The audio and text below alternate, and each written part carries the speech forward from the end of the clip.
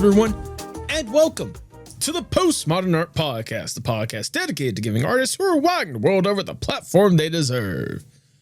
I am your host, Nathan Ragland, and if you're watching this the day that drops, happy Indie Animation Day, everyone. Sincerely, I hope you're getting the opportunity to either be exposed to some brand new shows that you may have never heard about and want to really invest yourself in, or get an opportunity to celebrate some of the incredible indie animation that is out there, which is our purpose for today.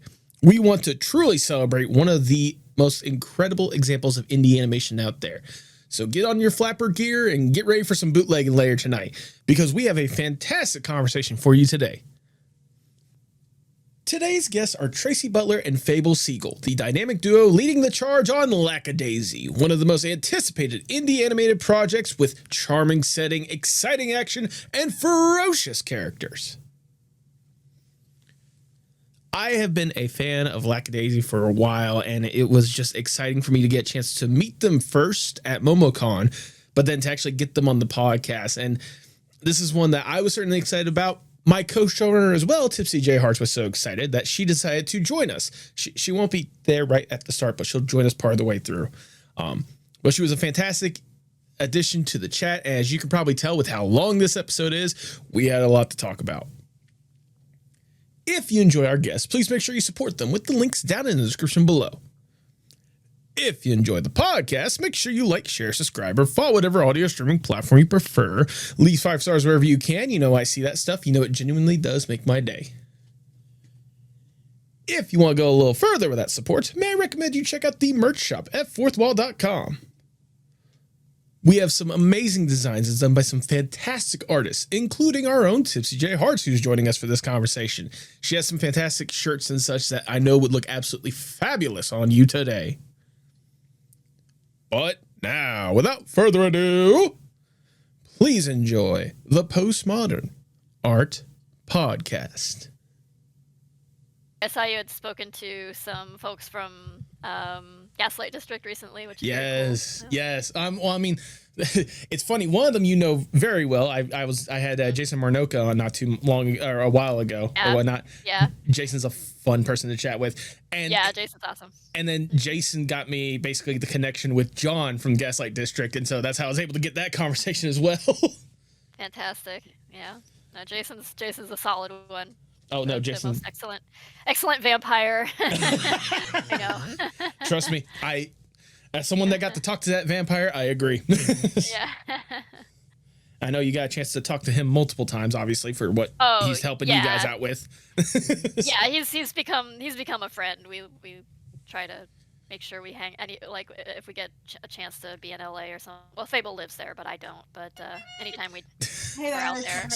Speaking of Fable, try to hang out with Jason, and he comes to some of our like behind the scenes live streams for patrons. He'll just drop in sometimes and chat. He's there you go. Cool. Yeah. Oh, you're talking about how our streams go? Well, no, we were just talking about Jason Marnoka. Yeah. Yeah. It's one of those, like, Tracy had said they noticed that I had a few people from the Gaslight District. I'm like, well, one of them you certainly know very well. I had Jason Marnoka on the podcast, so. Yeah. This is all people frequently ask us, like, can you bring so-and-so in? And it's like, we don't obligate anybody besides ourselves to be on this. So it's like, if they're there, it's of their own volition. And exactly. I've only specifically asked them and then wrap the schedule around them if there's like something very specific we're doing where we're promoting something that they stand to benefit from. Right. But other than that, like we really don't require anybody to anything. And even then, like if they sometimes just pop in. We're blessed with a very friendly, very cool voice cast too. Oh yeah. Well, we want to make sure they stay that way of feeling okay. So it's like you have to have things just be fully voluntary and non-obligatory in order to keep that atmosphere. So well, I was gonna say in general, you guys are blessed with a very good like cast and crew more than anything else. Like not just the voice actors, but also like the people that you've worked with. Absolutely, yeah. Because like as I was doing like the research and whatnot, there's like several people that I've seen on there that's like, oh yeah, I've interviewed that person, I chatted with this person and that person, up, down, left, right. Yeah. You guys have like probably one of the best like casts and crews that I've seen when it comes to indie animation projects just in general. Like you guys have done really well for yourselves, like point blank. we've been we're very, very fortunate. fortunate in that way that Mhm. the people who've come aboard and worked with us have been very loyal to the project, have cared.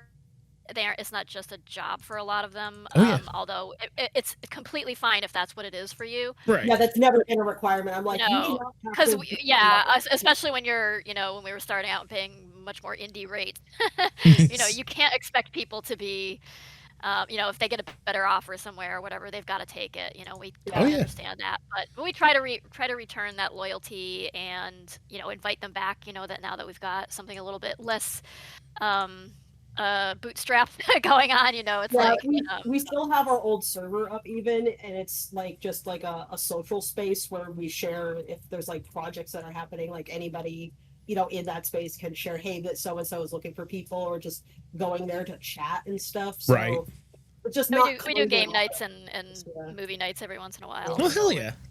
So yeah. Yeah, it's like I've said to people, it's like you don't have to work with us and be in love with the project and like so anything. It's like that is so not necessary to doing good work. Actually, it's like someone's undying loyalty. You just need like a commitment to the task, and that's really what it is. Everything else is bonus. Yeah, basically. I was gonna say, like, a good environment doesn't necessarily mean that like it's like a down home experience for everyone. Just a good experience in general. Just it varies from person to person. For some of them, it's I get a chance to come in, do the work, get done, get the credit for it or whatnot. For other people, I got to know so many incredible people, be friends with so many of them. Like it's the beauty of working with so many people is that everyone has different expectations. And it's like what I found, and I think Tracy could speak to this too, is that a lot of the times when it comes to any project you're working on, no matter what sphere, like animation, games, what have you, industry stuff, boutique, indie, like it really comes down to the people you're working with, less so than the project itself, because like that has a way bigger impact on your career and like your enjoyment of the project than internet accolades. Like it's really nice to get your work more broadly recognized, but the bigger chunk of your life is spent working with people, and so if you're going to prioritize anything, it's the people you work with over just, oh hey, this looks cool, but also this is going to be a nightmare to work on. And it's like, okay, well, how much, what kind of calculus is that, and so for some people, like a rough time but it's a really cool project might be worth it in certain parts of their life. But I think the vast majority of the time you're going to opt for, I would like to work with. I mean, that's so much the common situation is that like nightmare production that we try really hard not to be that. Look, it becomes that so easily. It's like the natural state of production, unfortunately, seems to be like, oh, it's an unorganized nightmare of crunching and conflicting direction and executive interference and budget like woes and stuff. And when you tack on capitalism on top of all that, it's like all that much more pressure. But so like when you find like a project you're working on and you really like working with the people, like you gotta treasure that. It seems like we're talking about stuff we probably should talk about during the actual podcast, though. So maybe we should just get started, like formally. Well, honestly, I'm talking about anything. Like, and it's like anybody who's ever had a job can be It's like you can work at a retail job, and like if your coworkers are cool and so is the boss. Like what I mean is, Fable, we should save this for the podcast. That's why I asked if you were recording off any of this already. Yeah, I mean, to be fair, again, I am recording. I could leave. I was gonna, if it's cool with y'all, I was gonna leave part of this as part of like the podcast leading up to it or whatnot. Oh sure, yeah, that's fine. I was also gonna say, like, look. If you hadn't said it, Fable, I was going to say it on my end because I was telling Tracy earlier, like, I work a warehouse job or whatnot. And there are times to where, like, some of the experiences I had, like, it's atrocious because of the people I work around. And there are some to where it's like, even though the pay was bad, I love the people I worked around. It just varies, obviously, depending on what atmosphere you work with. I've also had jobs where it's like the pay is really good, but your time there is so short and it's not fun at all. And it's like, so the only thing you're getting out of it is money. And I would rather take less pay but have a better overall experience for longer term than more money, but everything else sucks. Oh, there you go. All you want is for the job to end then, and that stinks. It's also like why it's really hard to do stuff like this, and like as a working artist, like a working professional artist, it's really hard to be on like the commission grind for that reason. Oh yeah. Because each individual commission can make a good chunk of money, but you also have to like grind through them so quickly, and you know, it's very, very lonely also because you're often working alone on that kind of thing. And it's another reason why I treasure collaborative projects, because otherwise my life would be a whole lot of just talking to nobody and just working on it constantly and with nothing. Absolutely. And speaking of collaborative projects, shall we get started with the podcast here before too long? Goodness. I will say, plus, there is another animal that is currently joining us, though. They're a little eepy right now. I got a little cat right there in the corner. Oh, baby. Yep. Oh, look at that little dilute tortie. Give that cat a pet. You can't show us a cat and not pet the cat. Of course. Of course. No, trust me. I got it. Her name is Jeffrey. It was one of those, like, she was a cat that lived outside for like the longest time, and then my stepmom eventually snuck her in. But whenever she was still living outside, she let my little brother name her, and this was around time where every pet and any animal we had, he named it all Jeffrey for some reason. Like, it wasn't just like a one-time thing. So her name is Jeffrey, and every time I tried to give her like a cutesy nickname or whatnot, my stepmom's like, her name is Jeffrey, okay? That's like Tracy's cat Jimmy, where like Jimmy's litter, I named them all Jimmy. They're all different kinds of Jimmy though. Like, he's Jimmy Carter, there was Jimi Hendrix, Jimmy Buffett, and Jimmy Neutron. Jimmy Neutron. Surprised there wasn't a Jimmy John included in that. Yeah, I was just like, all famous Jimmys. I did that deliberately so that I wouldn't adopt them. That's fair. But one of the kittens looked like the joke version of Jimmy Carter that Tracy drew in a mini comic, and so I named him Jimmy Carter as a joke, and then just started calling them all Jimmy. There you go. And then he ended up at my house somehow. Yeah. Goodness. He's just really cute. He had to come. No, absolutely. Oh, wait. Oh, also, I forgot to get myself properly prepared for today's episode more than anything else. Gotta add. Nice. Okay, perfect. I had to, you know, like it's what we adore. It's like all the cat jokes are great. Although, like, ironically, it's like one of the things we were most worried about getting picked up was we wanted to make sure that we didn't get picked up by somebody who would demand, it's like, do they have to be running rum? Can it be like catnip or like milk or something? And it's like, and then it turns into like, what was it, Paws of Fury? But, you know. Yep, I know exactly what you're talking about. It's like, it's like, it's not that I don't love that shit on some level. Not that movie, but like for instance, Goat movie is the GOAT. It's amazing. Anybody who is like, oh, it's just Space Jam, it's like, you're wrong. Go watch that movie. It's on Netflix now. You don't have a reason not to. When Tipsy joins in the call, you can definitely bring that up because she is obsessed with that movie, and I don't blame her. I love me some animal furry jokes, but also the thing that we wanted to avoid was telling a serious story that undermined itself constantly. No, absolutely. It's like they're like Lackadaisy is absolutely like, it's satirical, it's a farce, but the joke is not, oh ha ha, but they're cats. The cat thing is more like a descriptive element that kind of gives you some insight into the characters that you otherwise wouldn't get, in the same way that like any kind of like anthropomorphic animal production, like if a character is a certain animal, that was a choice, so what does that say about them? Yeah. What do you say we start the podcast? Yes. And then talk about that? Yeah, but yeah, the I could go into so many stuff. But yeah, that's why we should start the podcast. I'm sure we could definitely touch on all of those and then some more than anything else.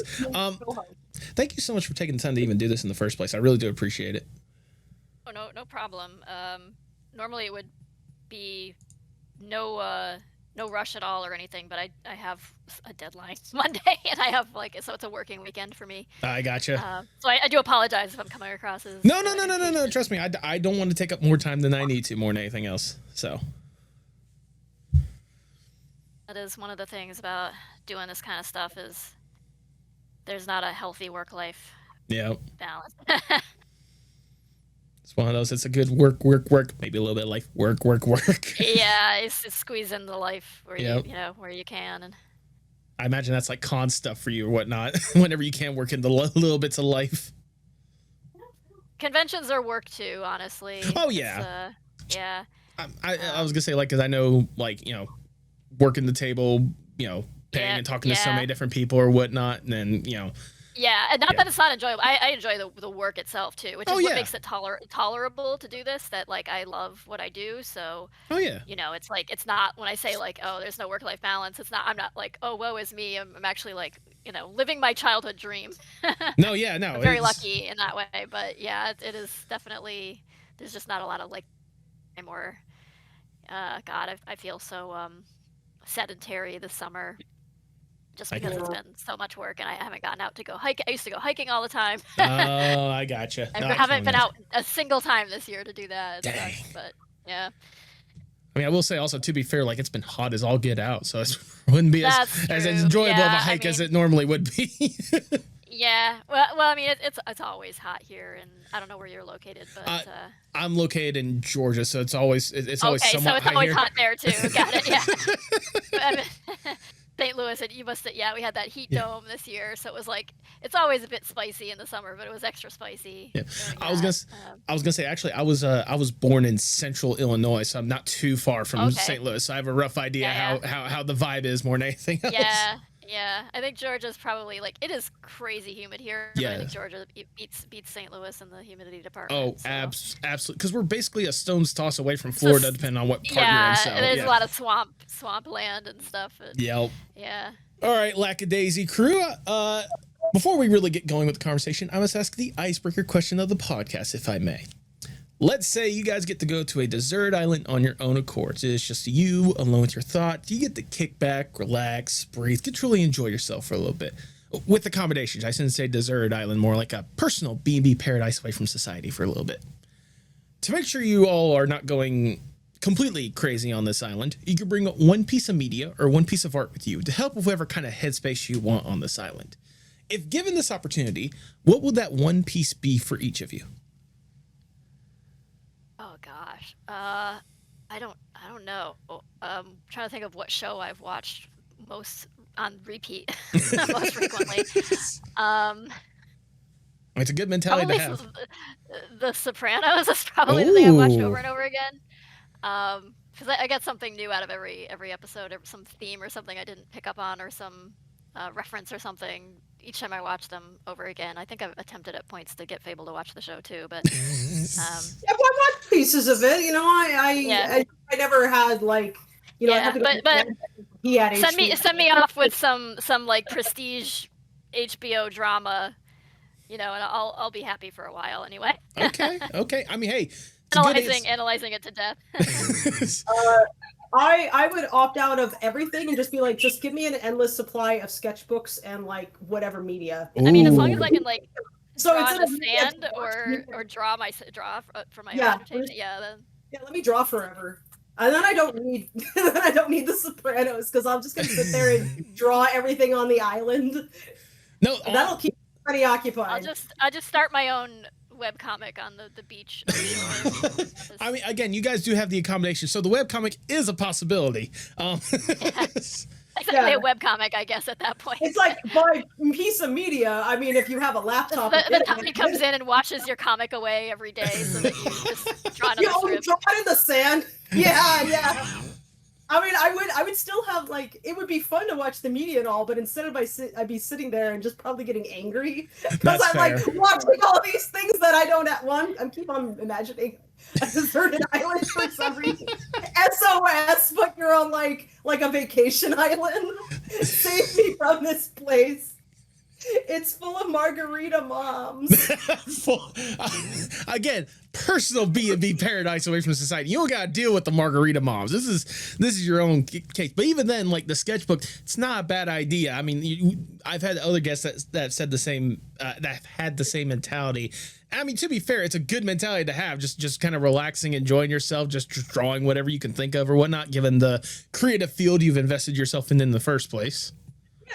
If I'm gonna watch a show or whatever, like I mean, I watch shows on my own, but also part of the point is talking with other people, right?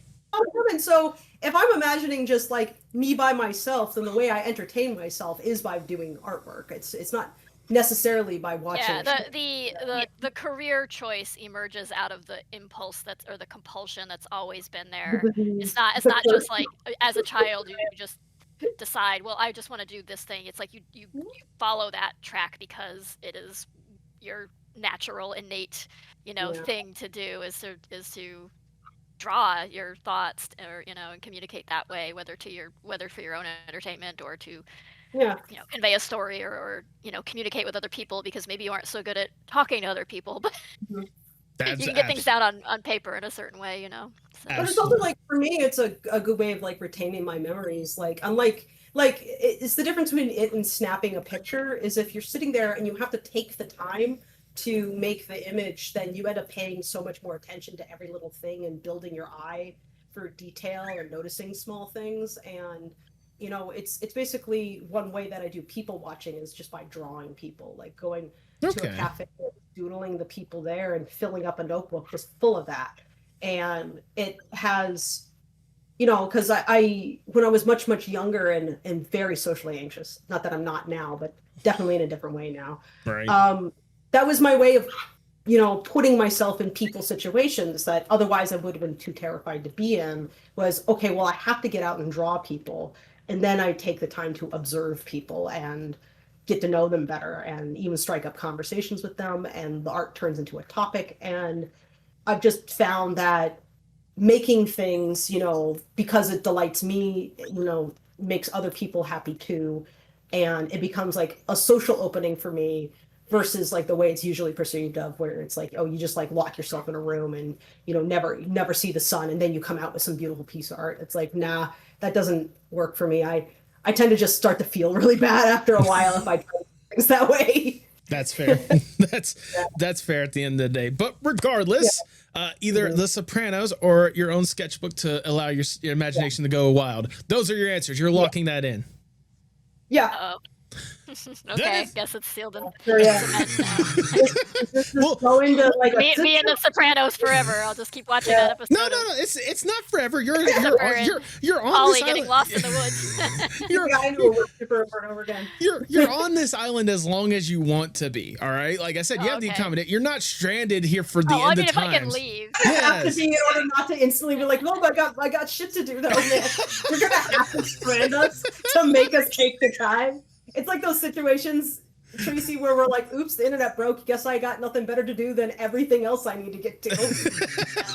Oh, well. I'm free for a minute. Well, regardless, I think that is a wonderful way for us to truly start the Postmodern Art Podcast. Welcome, everyone. I am your host, Nathan Ragland. Feel free to like, share, subscribe, or follow whatever audio streaming platform you prefer. You will look fantastic in the merch we have at the merch shop, fourthwall.com. Link to us in the description below. And follow us on Blue Sky, Instagram, TikTok, and most social media platforms at Postmod Art Pod for future updates and guest announcements, including today's guests. They are the dynamic duo leading the charge on one of the most anticipated indie animated series with a charming setting, exciting action, and ferocious characters. Welcome to the podcast, director Fable Siegel and creator of Lackadaisy, Tracy Butler. Clap. Thank you. Thanks for having us. Commend you on your podcaster voice, by the way. Well, whenever you do a podcast over 250 times, it kind of becomes second nature for you at the end of the day. Like at some point, you're like, well, I got to entertain myself, so I'm just gonna make it sillier. Like the first time you do it, you're like, I got to make sure it's not silly. It's got to be taken very. I feel like it's a skill I should have developed after doing so many live streams for supporters, patrons, and YouTube channel members and stuff. But instead, my podcast or my streams always just start with, "Hi everybody, I'm drawing today. Hi." But you know what? It's that fun, unique, personal charm that I think people keep coming back for at the end of the day.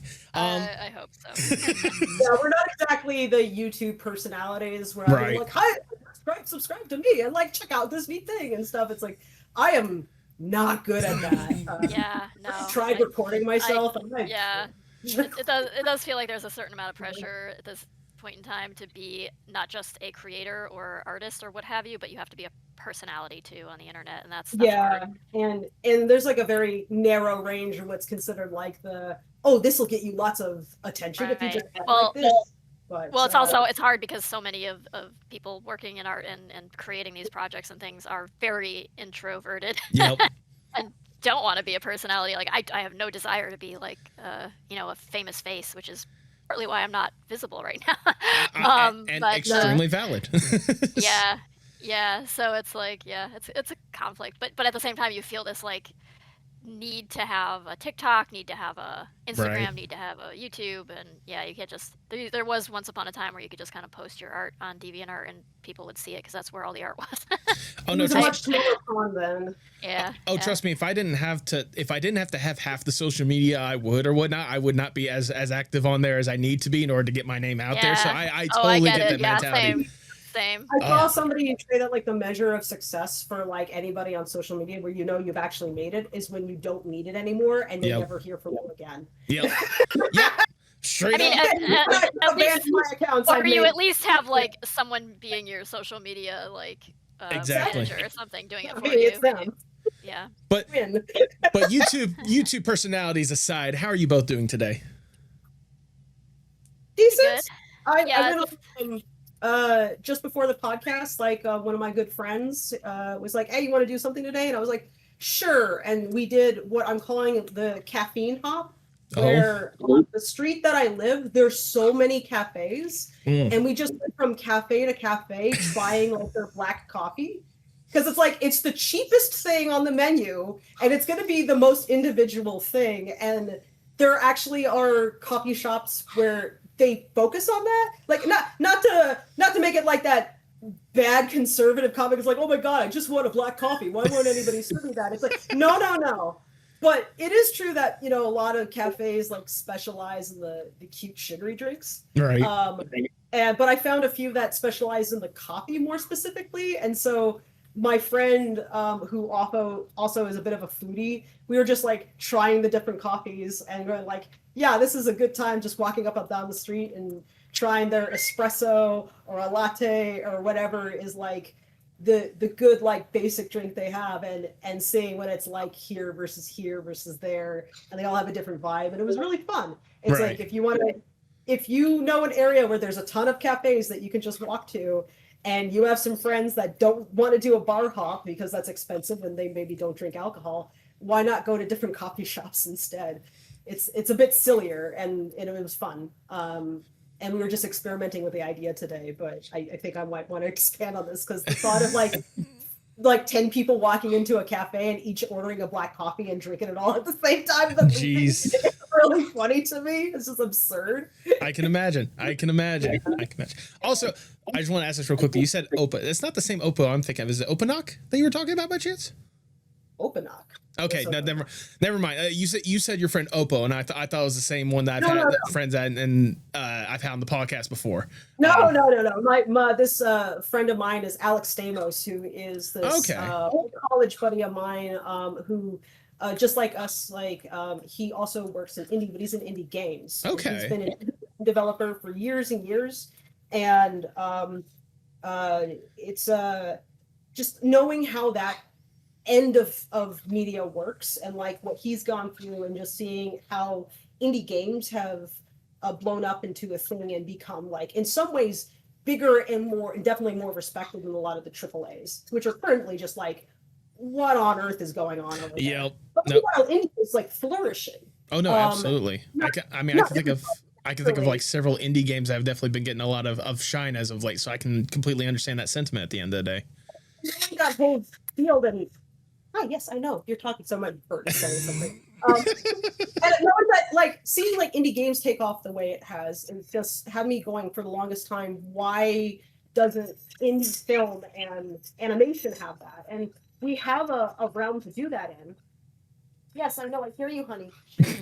We'll have to edit that out. You probably don't hear her, but she's screaming in my ear. No, I heard it faintly. Yes, I know. We're talking. Yes, I know. I hear you. You're part of things. Don't worry. But yeah, like we have like this avenue via YouTube, and a lot of people have done like small animations and definitely like some really interesting little projects on YouTube that are finally having their heyday because I think people are just so tired of not having anything other than Z-grade films or AAA films where it's either not nearly enough money or not nearly enough money in people, or in some ways too much, where everything's riding on this, and so it has to make $1 jillion at like triple, quadruple the return on investment, or it's a total failure. Even though it's like anybody would love to have like, oh man, you made 3 times your budget, but that's apparently a fail state in film now. And I think that's a shame. And I personally see the solution to the current kind of apocalyptic environment we see going on is rebuilding the mid-budget indie to boutique level stuff, where it's like, you know, budgets are a little higher, skilled people who have, you know, a lot of them have like lost their jobs over the years, and you basically have nowhere else to turn to. You might as well turn to each other and try to build from there.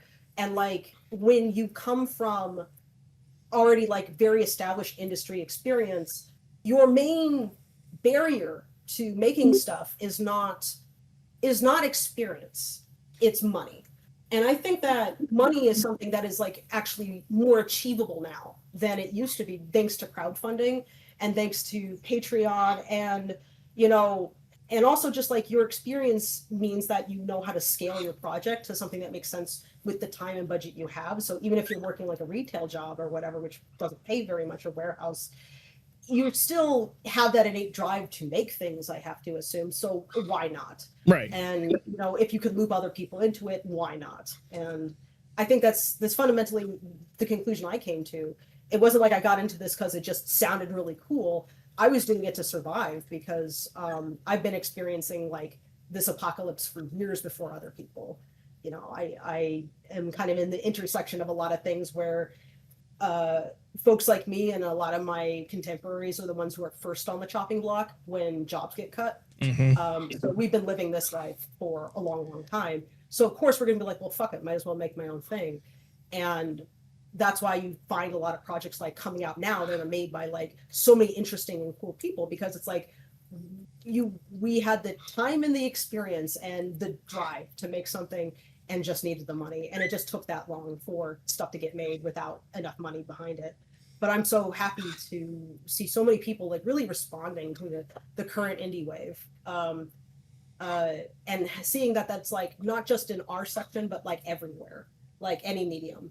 I'm seeing a lot of small businesses pop up that are also filling in that gap, where like large retail corporations are like either selling like, you know, Sheen crap, or everything's so expensive that you can't possibly afford it, and there's no in between. And there's like a wide open field of everything in between. If you can figure out a way to serve it, you know, there's an opening there that is just it's for you basically, and people are looking for that. And damn if I'm not going to take it. And we're just one end of that, you know? Anyway, so I've babbled for long enough. Hello, Well, and speaking of people that are helping out, especially when it comes to that indie space, my co-host and co-showrunner of the Postmodern Art podcast, TipsyJHearts, has joined us. Hi, Tipsy. What's up? There you go. Hi. I like your screaming cat avatar. Thank you. That's just my mood for today. Honestly, valid. But every day. I'll say, luckily, Tipsy, you've just joined in just at the beginning of the podcast. We've just got through the introductions, and now I was going to say, like, thank you to everyone that was able to be here, even in the first place. Obviously, I kind of illustrated in the intro that, like, a lot of people are highly anticipating what you guys are producing when it comes to Lackadaisy, both with what the incredible webcomic that was there beforehand, as well as the wonderful indie pilot that you guys dropped 3 years ago, by the way, which surprised me when I was doing my research or whatnot. To here we are right now, like with so much exciting news. And I cannot tell you how much I love and appreciate you guys even taking the chance to be here and to talk about this and then some. So thank you genuinely for even taking the time. Well, you know, I love to talk, so. I can tell. Sorry. I apologize for my tendency to ramble. It's like I'm really not trying to suck the air out of the room. I just don't know when to shut up. That's all. You're perfectly fine. This is the perfect podcast for you to be rambling, so ramble away. Yeah. I encourage it to an extent. Don't worry. This is a yap-free zone. Well, before we really go on to yapping about a million different other things, I want to get more or less the origin story of how we even got here in the first place, or at least the origin story for Fable and Tracy in particular. What got you guys what got you guys invested into art and animation and stuff in the first place? Whichever one of you wants to go first, feel free to the floor is yours. Well, like I said earlier, we are cursed. So you might as well make a career out of it. Yeah, fair enough.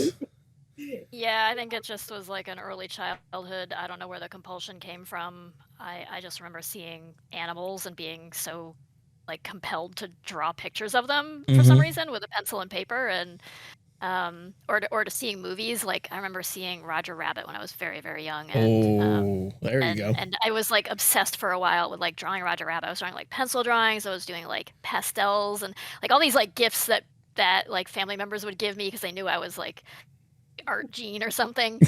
They'd get you those like those that's like one way to phrase it. those cheap paint and marker sets and stuff where the markers would come and they'd be all dried up already when you like the moment you open them they're already dried up. But I would just take that stuff and use it to make, you know, like what I was seeing, and eventually that turned into making what weren't called OCs at the time, but like, you know, that's what I would do as a kid, and it just turned into a job at some point.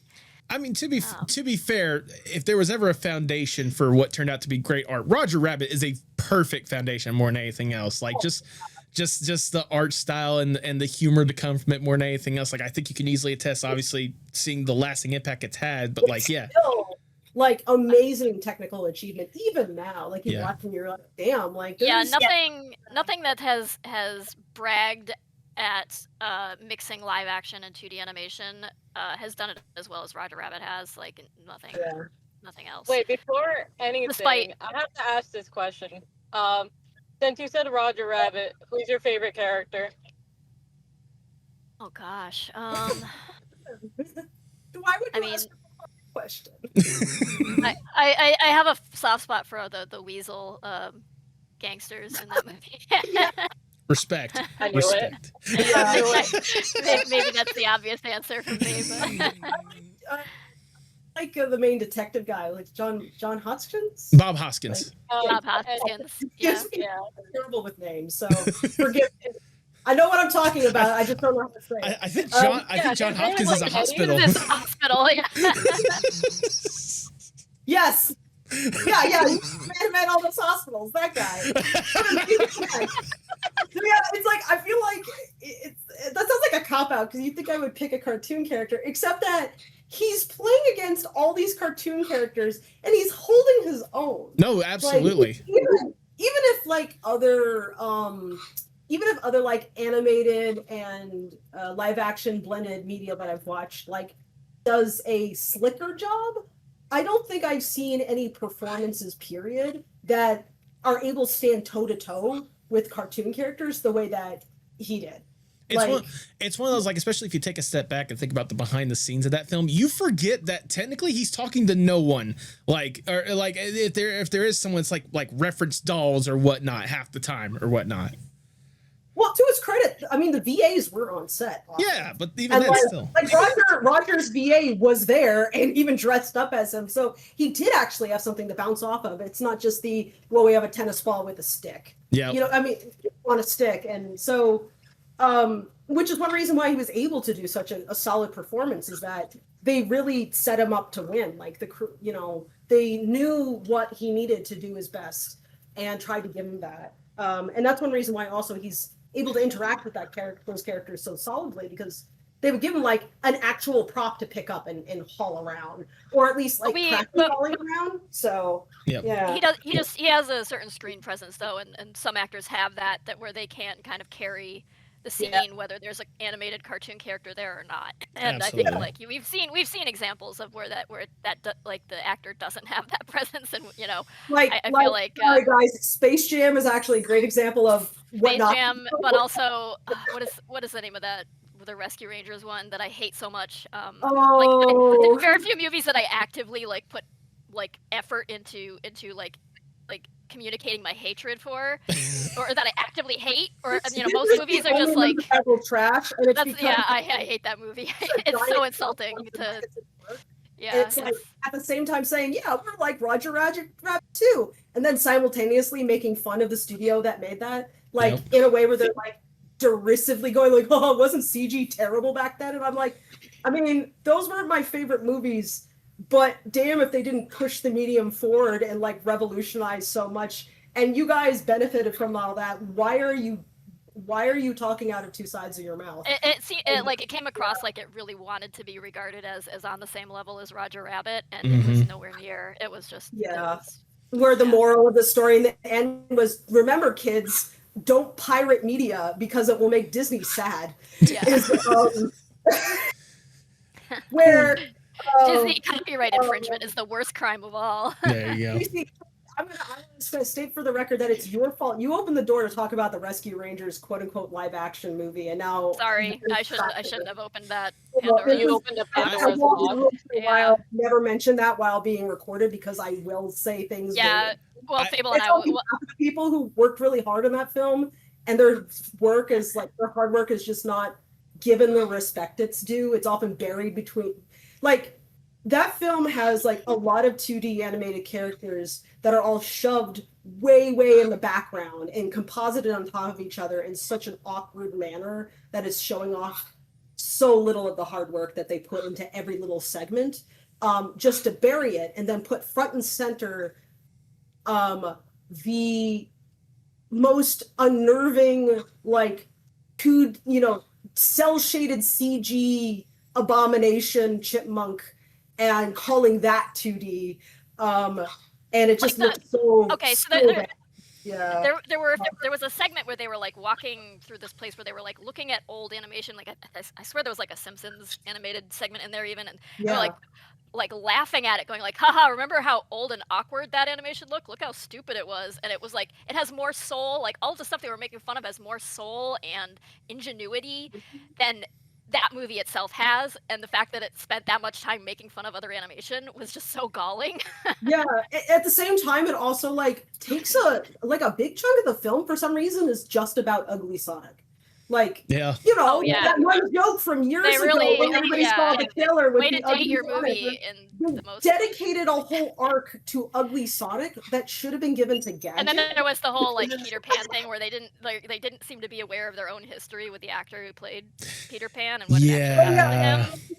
It was almost like are you like knowingly making fun of the fact of this, or are you just so oblivious that you don't know how insulting this is or how offensive this is? Actual abused child actor who actually died because of what he was put through, and you think it's a funny joke, which says to me that you didn't actually pay any attention. It's a movie that's written by people who don't seem to have any they have no skin in the game, and they have not much animation history knowledge. And it's not that you can't make a cartoon without those things, but then to look down on your nose on the people for whom that does. If it's a cartoon about cartoons, you should know what the hell you're talking about. Yeah, and have a laugh. Like even if you're making fun of it, like I love Mystery Science Theater, and even though they make fun of films because it comes from a place of love. Like they're doing the same schlocky stuff with their own show, the same low budget, no budget, like thing, and it's coming from a place of love, they can joke about it because they know how hard it is, so they know exactly. This was not coming from a place of love. This was coming from a place of like denigrating, just like, haha, that was dumb. I think it was like, wasn't it the writers were like basically assigned this as a job to do? I don't know. Like wasn't it like shopping it around? But I'm like, I find that hard to believe that was all that happened. It really seems like you got an assignment and then you wrote a thing, and it needed like more time to cook. No, I really thought they were being clever. Is the sense I got from it, is they thought they were being so clever and so incisive, and it was really just garbage. Yeah, it's like furry jokes. Like people who aren't furries making fun of furries is not a funny joke, but when furries make fun of furries, it's hilarious. Yeah, the joke with like Gadget and stuff, and it was just so off-putting at the end. It was like, what? Yeah, they made a really lengthy joke about Gadget had did it with the fly, and then they had a bajillion children, and actually that's how Gadget is. That was something that actually really bothered me. That's what I was talking about, where Ugly Sonic got all the story beats that would have normally been given to Gadget, including flying in with a helicopter and saving the guys at the end. They made Ugly Sonic do that, and it's like, why wasn't that Gadget? Why did you write that out of the film? They just were like, haha, the girl that everybody makes porn of online. Anyway, Yeah, I was she had just a lot of about to sex. say Isn't that that. funny? Like, I was Yeah. literally about to say the same thing. I'm like, you know why? It's because she's a woman. Yeah. And it's like, guys, it's really not that revolutionary to point out that the sexy mouse is sexy. What if she had a lot of Not like sex? cut out the It's integral not- female character in that group, but then to do that joke at the end, like Yeah. there were really no like I can't really think No. of like there was like a cop lady, but like who? So there was know, also there- another. It was also a propaganda film. Yeah. Yeah, I was Yeah. like, on top of everything else, it was also a propaganda film. Anyway, I was gonna say I did not. Everything of all things. I I did feel not. like this podcast has become all about like Sorry, crashing Rescue Rangers. I was feel gonna free say to edit all this out. This is why no. I want to leave wanna it. keep this. Yeah, I was gonna say I'm gonna leave it in. I just want to say I did not anticipate going into this conversation that we were gonna go on a little rant about Chippendale Rescue Rangers, the movie that came out a couple years Sorry, ago. like honestly, like all respect to the artists who worked on that. no, not absolutely. just the writers. Like everything that comes out now that isn't AI deserves respect. Whereas and so it's almost like I feel bad, almost like making fun of or criticizing. We appreciate other media that isn't AI. we appreciate the animation of it, and that's the baseline of what we're appreciating when it comes to that. Yeah. I am like, give these hardworking people their due. Don't make fun of their efforts because they're the reason the movie exists. Exactly. And so I think you need to, at minimum, you got to respect your crew and their efforts. And, they are making a huge contribution to the film. Can you do something with those efforts? It's like when I see like celebrities being horrifically miscast in films, and I'm like, it's not that I have a problem with that person voicing that character. It's that I have a problem with you choosing that person because I feel like a different character would have been better for them.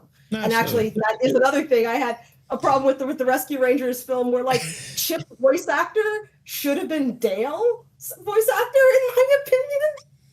And I'm like, why did you make him John Mulaney or John Mulaney? John Mulaney and Andy Samberg. Yeah, that was weird. But anyways, Chippendale aside, Fable, let's get to you. What got you interested in art and animation and stuff in the first place? Well, again, I'm cursed. I was I'm strange in that the I am Lion King? The Lion King, basically. I am that kid who was obsessed with cartoons and decided I want to do this for a living very, very early on. And so I just dedicated my life to learning it very early on, and I happened to actually get there.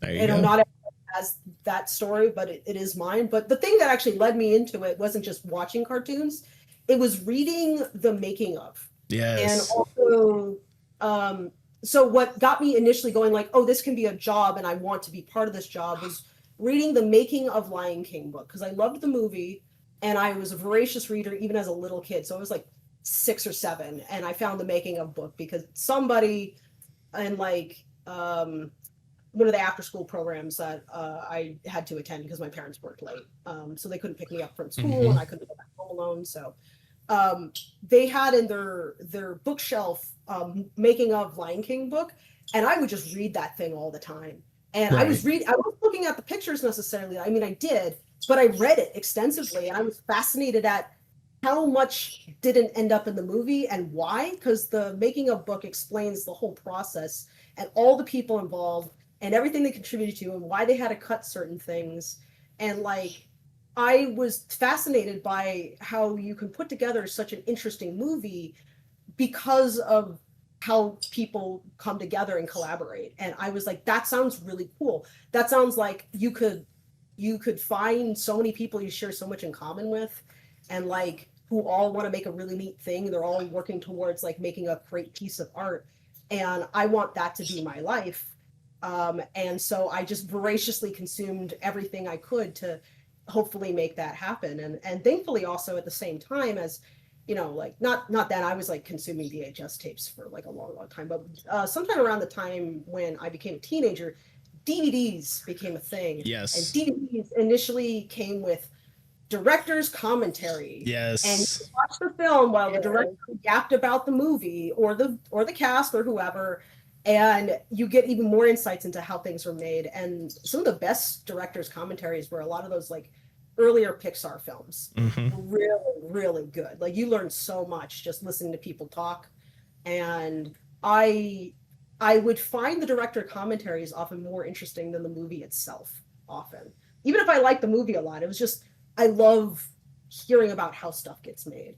Because you can tell how much passion there is, and they'll talk about problems too, but they're also like excited to talk about, like, oh yeah, there was like this one disaster, and this is like how we've solved that puzzle. And that's kind of how I approach, our own project. It's like, shit happens, but if you treat it as like this is a puzzle to work out, and not sitting there going like, oh, everything's doomed or everybody just hates or whatever. It's like, no, we all got a common goal, and it's just like figuring out how to get there. In the end is like a really fun challenge. And I think if I was in a different career, I would be going out of my mind bored, because I can't just do one repetitive thing constantly. And then I would get in trouble by distracting myself with art and then get fired. So might as well just get that part. Might as well put yourself in that field when it comes to that art in the first place. That's a completely valid point. I'd be useless anywhere else. I did want to touch back a little bit on a previous point you said. I'm so glad you mentioned The Lion King, because you are in good company. I know me, but especially Tipsy, like that's our bread, like that's bread and butter. We love that stuff growing up more than anything else. In this house, we love The Lion King. I was gonna say, I think it was something that probably created a whole generation of animators and folks who wanted to get into that kind of that field of work. Definitely a lot of Tony Lion comics all over DeviantArt. Yep. Fantastic fanfics all of them. Yeah. Oh yeah. It launched a whole like culture of fan fiction writing and OC creating, and it's good material to study too. I mean, like every aspect of that film was done just so solidly and so well considered, that I think as far as study material goes, it's really up there. And it's also one of the few films where I'm like, it features a monarchy and I don't mind it, as opposed to any other example of that. I think because they're animals, right? I don't mind it as much, because it's like it's disconnected. It's all definitely like allegory, and it's not a literal monarchy because again they're animals. So it's like, but I think it's really interesting because it takes subject matter that otherwise might be handled with like a lot more insincerity, and goes like, okay, but like let's actually follow through on this idea of like Hamlet but lions, and not tongue-in-cheek the way through it. I definitely have to show you my shrine after this. After this podcast interview.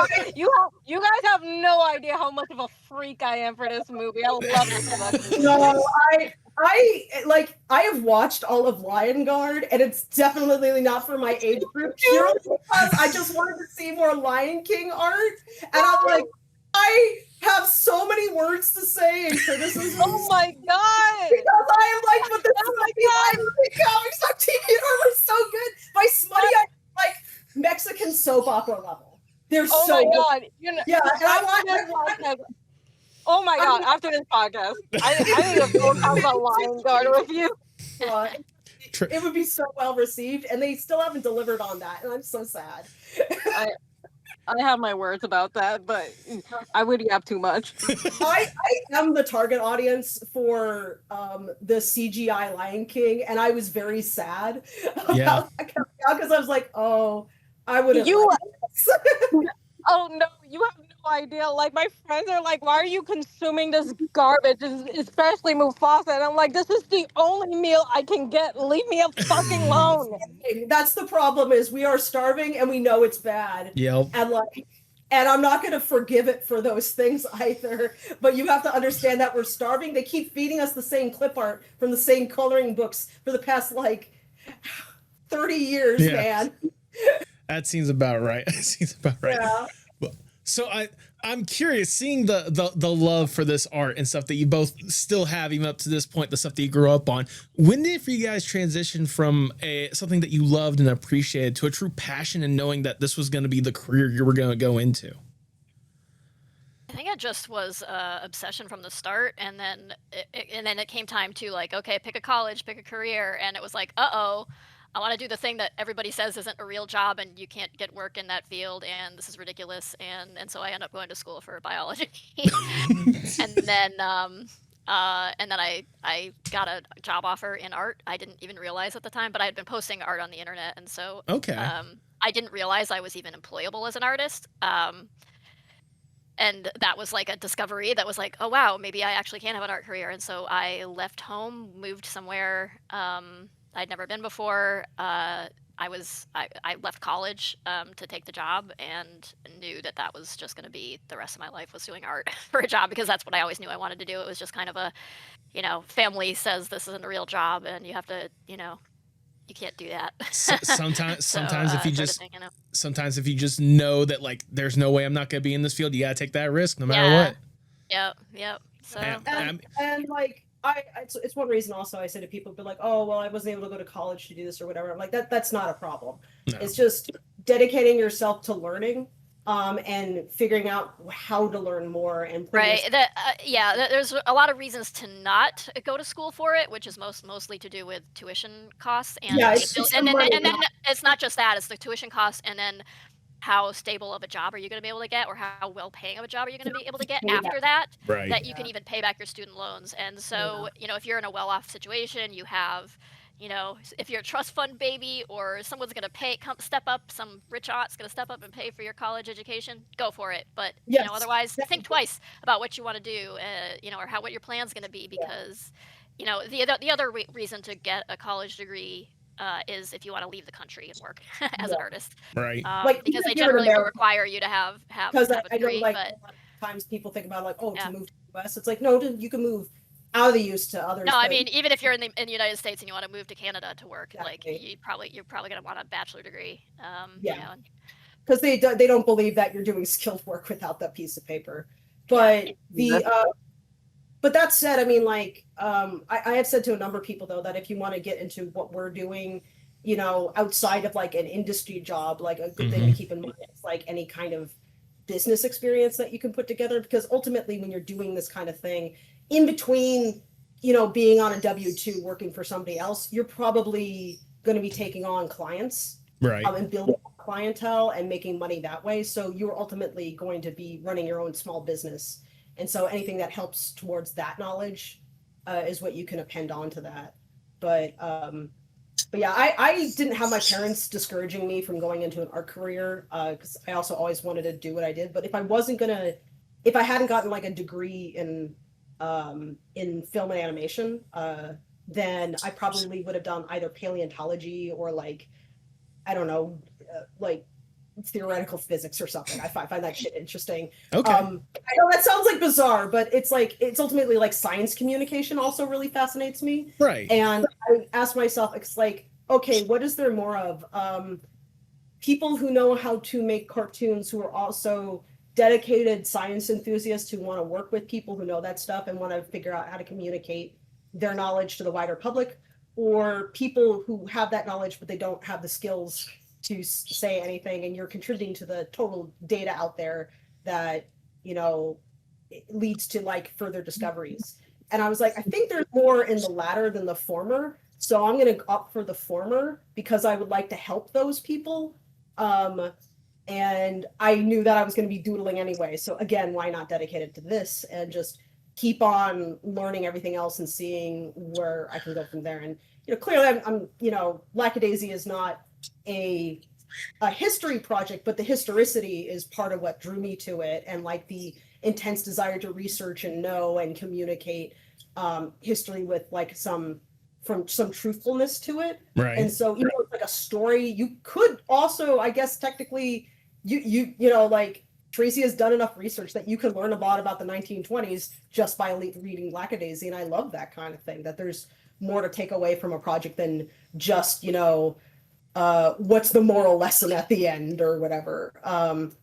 And I would love to keep making things beyond this project that like keep drawing from like that deeper pool of knowledge and inspiration. It's one reason why I love science fiction so much, especially hard sci-fi, because like trying to craft a good story out of hard sci-fi is a huge challenge, because you have to kind of juggle social knowledge with the skill to make a thing, and like knowledge of the fields that you're talking about, and knowing who to reach out to about things that you don't know about. And I love that whole process. I graduated doing a senior project that was all about science communication, and so wherever I go from here, it's like I want to keep on with that idea. It's like what else can I pass on beyond just the love of the art form?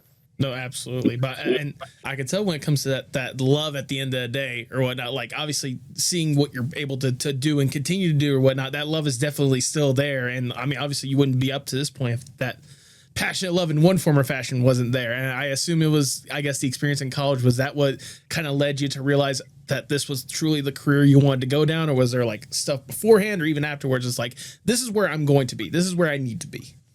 Yeah, it was really just narrowing down, like knowing what the answer to those questions was. Okay. Because I knew what I wanted to do in general.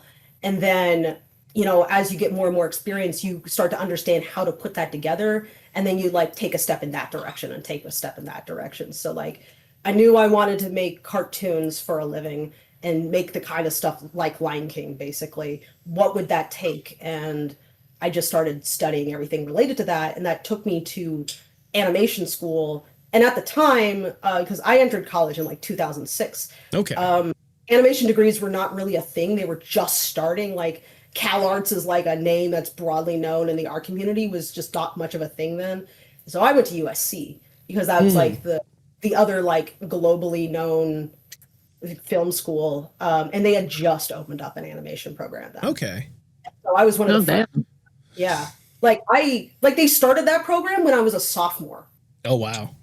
Yeah, that's how recent that developed. And so there wasn't really that much popping off at the time. And now the broader internet community knows so much about like these different schools and their different programs and criticisms of them and everything like that. But yeah, at the time it was like much, much newer. And there was also a lot of like scam schools like the Art Institute that were trying to take on kids. And I feel very fortunate I didn't fall for that because I didn't know anybody who could have pointed me in a better direction. I just happened to thankfully not fall for that. So for everybody who's ever had like a bad college experience with something like that or anything that turned into that, I really feel for you. It's not your fault that they design it that way to trick kids who don't know any better. I'm so glad you brought that. That reminds me, I need to get to my ad read. Today's podcast is sponsored by the Art Institute of Hell. We'll take your money. No, I'm joking. That's hilarious. That's like when I listened to Better Offline and he's ranting about like these shitty AI companies, and then the Spotify like butts in for an ad break or whatever, or radio, and then it's like promoting some AI company, and it's just like the funniest, biggest waste of money they could possibly have made. I mean, like happily, like not that there aren't probably other scams afoot, but like those for-profit schools got shut down. Maybe unfortunately, that's we're seeing like ITT Tech and Sanford Brown and all those. Yeah, they like the U.S. government did the right thing for once, and that's why I'm more than happy to. That's why I was more than happy to make that joke, because technically they can't sue me at this point. They're gone. Yeah, they're gone. I think there is like this unfortunate reality though, where I think a lot of otherwise legitimate institutions took the wrong lesson from that. Right. And part of that is that there's just a lot of people who invested in schools just to extract money from them, not any concern for like the institution or like, you know, building a better future with like more educated kids or like a more educated workforce or anything like that. And they just view it as something to extract money out of. And, you know, that's what those for-profit colleges were. And unfortunately, that turned into a bad lesson for other ones who are otherwise accredited. And so I do hear horror stories from, you know, kids coming out of programs now. And I'm like, that fucking sucks, because that's like a loss of a lot of information that needs to get passed on. And what other avenues do they have? And it's one reason why I'm very, very willing to, you know, talk with folks like you, because it's, you know, doing what I can to get some information out there. It's it's not perfect. Like you know, the best way to learn is always like on the job, basically working with other people who are more experienced than you, because then they can like walk you through stuff. Because this is a craft, and you know, in order to learn a craft, you need to work with a craftsman.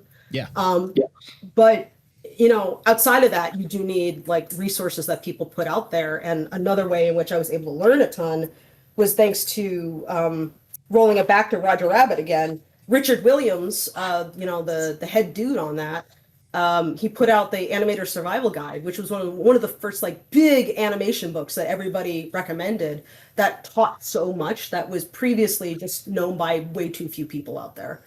And he compiled that and compressed that into easily read and studied resource that has informed a lot of books moving forward. And that's often the challenge of, this field, is like taking what you know and trying to pass it on to other people is one of the most challenging things. Like it's challenging enough to do the work, but trying to teach somebody else how to do the work is even harder. Absolutely. I think anyone that has tried to put their work out there in the first place can easily attest that at the end of the day. It's one thing to learn about this stuff. It's another thing to put it into practice and to kind of get that experience firsthand from someone that's been there and done that.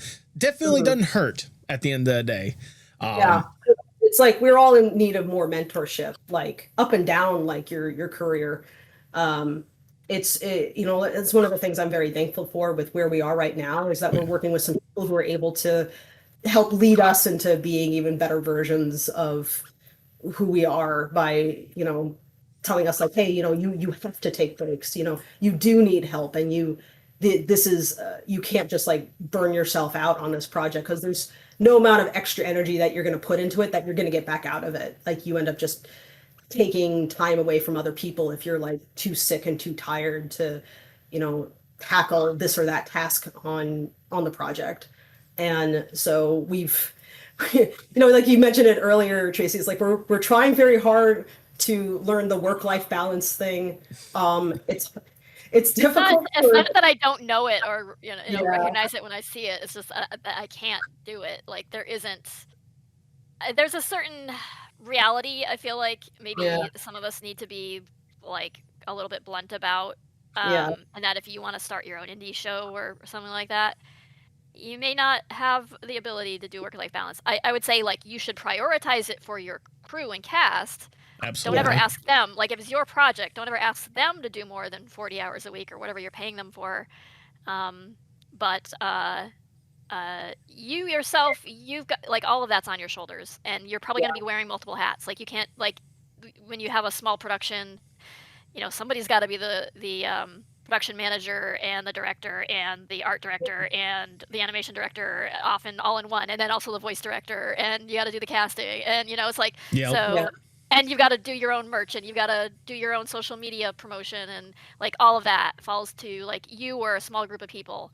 And so, if you're that dedicated and you really want to do it, like, it better be your passion. You better be just you better just do it because you really, really love it, and not because you're going to make a lot of sacrifices to make that happen. You just want to avoid requiring other people to do the same. Yeah. You can knowingly like say like, I'm not like, my priority in life is not necessarily going out to the beach and going on trips and vacations. It's more about doing this thing that I'm really passionate about. Oh yeah. And maybe later in life I'll do the beach thing or whatever. But like, if I have money sometime, maybe. And I haven't spent it all on animation.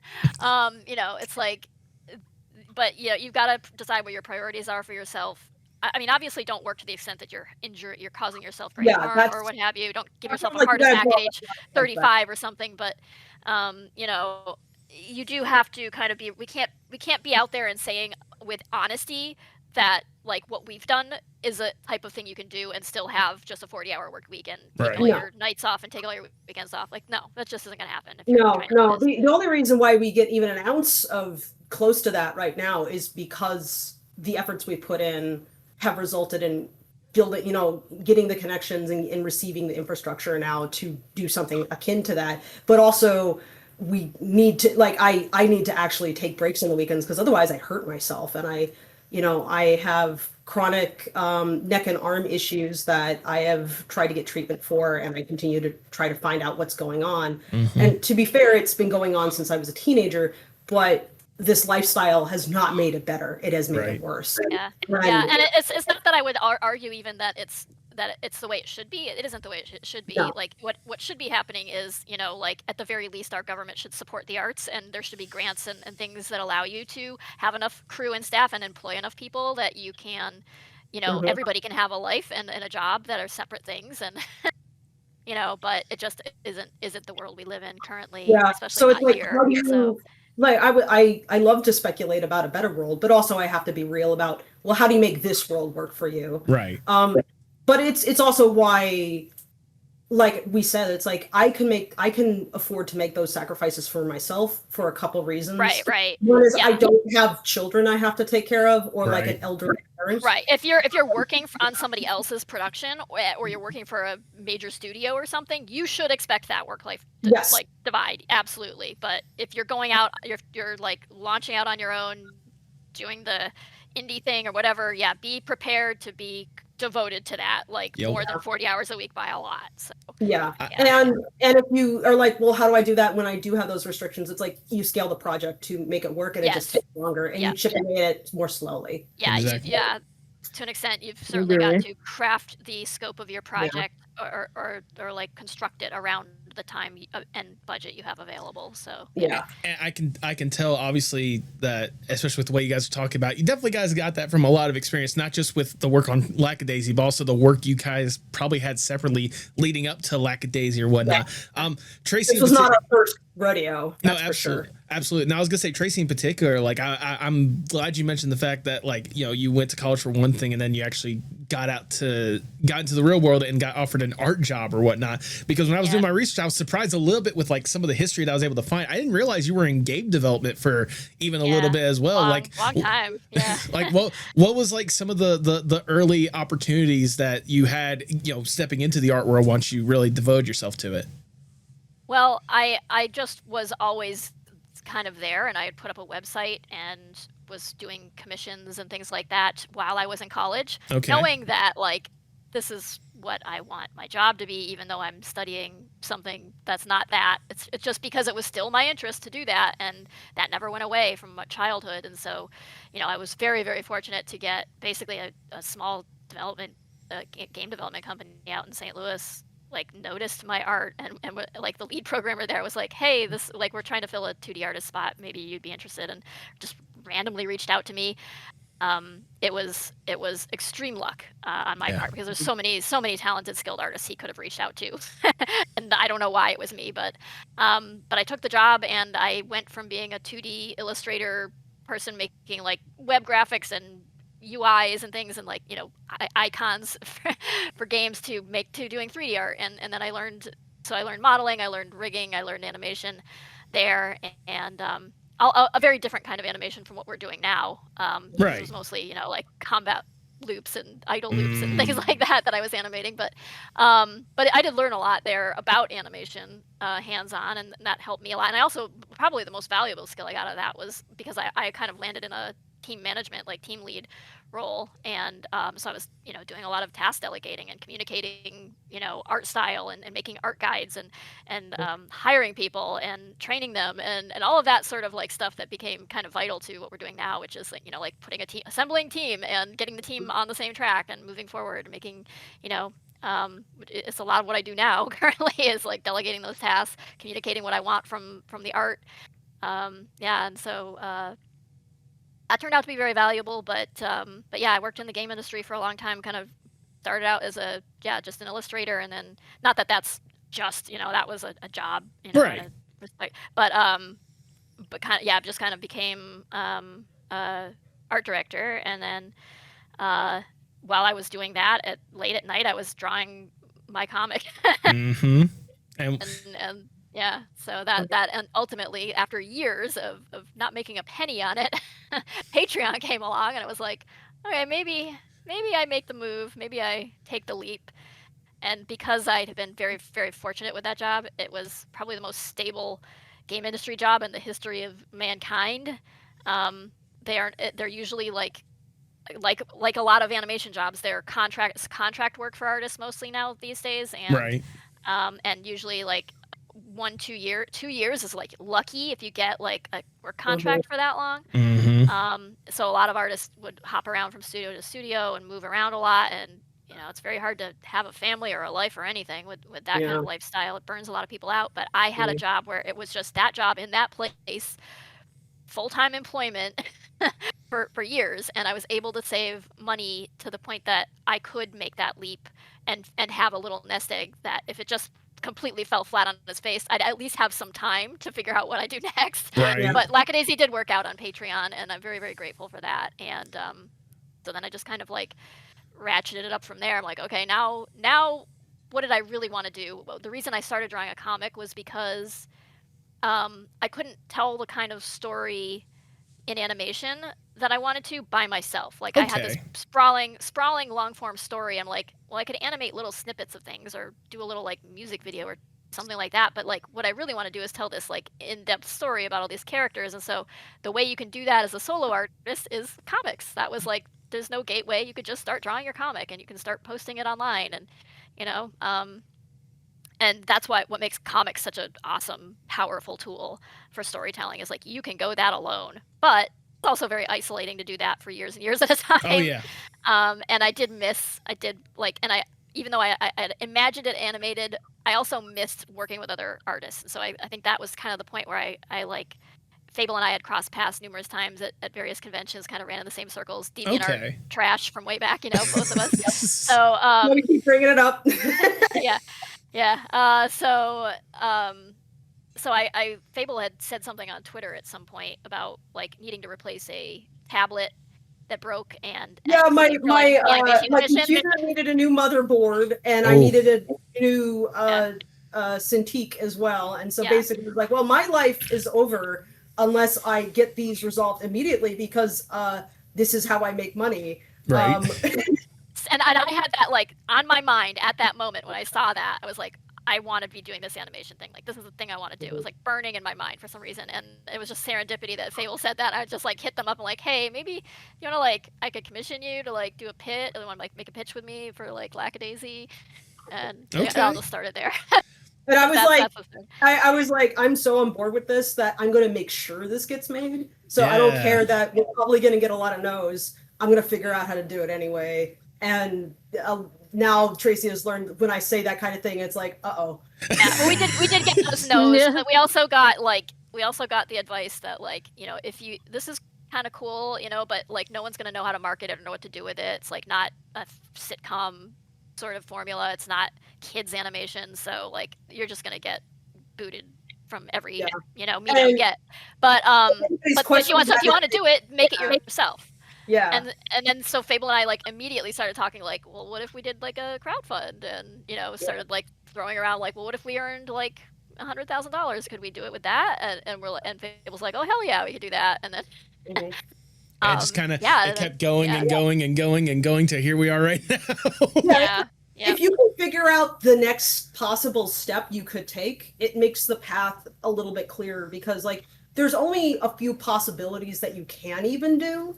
At any given time. So if you break down any task into like, okay, well, maybe I can't do that now, but what can I do? Then you just start chipping away at it. And like the more success you have, the more it snowballs. It's the initially kicking off anything that is extremely difficult. Because like, as Tracy just said, I mean, you spent a good like 5-10 years before the comic made any money whatsoever. And you couldn't like done this if you hadn't done all that legwork in the first place. So this is a time investment.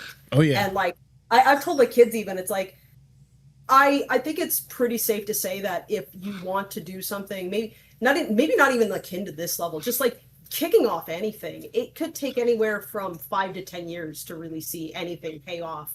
And I can't promise get rich quick. At best I could say, well, it might bring in something. And as far as quickly and how much really depends on factors outside of anybody's know-how.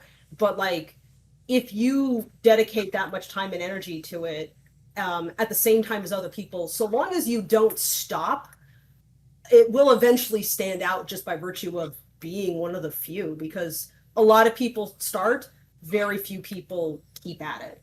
And it's true of any form. And for everybody who has ever like started and then had to stop a project, I'm not saying feel shame about that. It's like, honestly, if you make anything, it's a miracle, period. Never feel bad. And if you're doing it independently, you're allowed to stop and start. In fact, that's how a lot of independent projects have to work. Like, I know so many people who, like, some big indie animation, like well-known indie animation shows, like they'll be working on their episode and then they'll stop and do a bunch of commission work because they need more money, and then they'll go back to working on their project. Like, that's what you do, you know? It's just historically how it works. Like, no matter the decade even, and you're just faced with the current challenges and you're trying to figure out how to navigate the current reality that you live in the best you can. Because, I mean, you know, A, you can't see the future, and B, you can't do anything about the past. So, you know, it's like I said, just figuring out what the next rock is to hop over on your path across a river is a big challenge. But so long as you don't overly focus on how many more rocks you gotta hop to, you can get it done. It's like or another way of thinking of it is like if you're walking on a tightrope, don't look down. Exactly. Yeah. I mean, don't look down. I was gonna say, like, I'm glad you mentioned the whole entire, like, especially the stop starting thing when it comes to you know, getting your project off the ground or whatnot. I know us at the Postmodern Art Podcast, both Tipsy and myself, we both have that kind of mentality with the stuff that we're working on. Like, I'm currently trying to get something that I've been stewing on for years off the ground or whatnot. It's just a matter of I need funds, but also like I need to have an idea on how it wants to go out. And Tipsy, you can attest for it on your end. Like, you're working on 2 separate concepts that have been, you know, that are at different paces when it comes to how they're being pushed out there for years at this point. Yeah. I would say, like, to any artist doing that kind of thing, or worried that they're going to have to pause a project, it's like, don't take it as a sign of failure or shame or something. It's like, that is how you get it done, is like to just go back to it when you can. Yeah. So long as you have patience. That's gonna serve you really well, is to have that patience and not feel like you've got to get this, like, you've got this project thing, you got to get it done in a year or 2 years, and if it doesn't get done, then you got to throw it away and all hope is lost or whatever. It's like, no, you like. Fable and I have been plucking away at this stuff for how long now, like pre-COVID, and the comic was going well, but like long before that. Right. So, you know, you gotta. It's like even like our success like was not a guaranteed right off the bat, because you have to think that when we kicked this off also, so like a lot of this like new wave was not as like, I could have predicted this, but when it was going to hit, I couldn't have said. I just knew that there was enough momentum building of like a lot of really skilled people who, you know, as the industry was starting to wane, which is well before everything else got apocalyptic. Yeah. You know, what else were you going to do with your time? You had to do something, and you have all these people with all these skills who are just like chomping at the bit to do something, and with no other avenue, something is going to happen. And that plus like the tools and distribution networks becoming more widely available meant that you were going to see something eventually. But, you know, folks more at the top of the food chain don't see what's going on at the bottom. Like, it's invisible to them. Yeah. So if you're trying to pitch stuff and you're trying to explain to them what's going on at the bottom, they'll just straight up not believe you, or even the people who do can't convince their bosses to believe them. Right. It's like, they can't convince their bosses to invest in something that is going to happen without someone else have already taken that risk. So there's been, you know, like we were talking about a lot of this back in like 2019 and stuff, and trying to figure out what we were going to do. But like a lot of like more out there experimental animation that has started like really growing audience appetite, like louder and louder and louder for something new, something different. No, really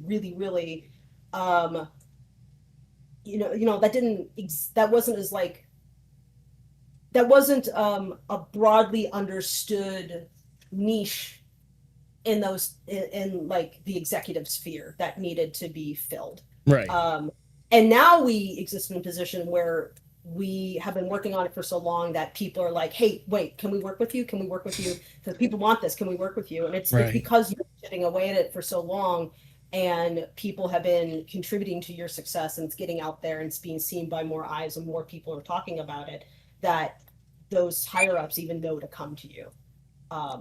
But like, nobody opens the door for you. Right. Really. You gotta.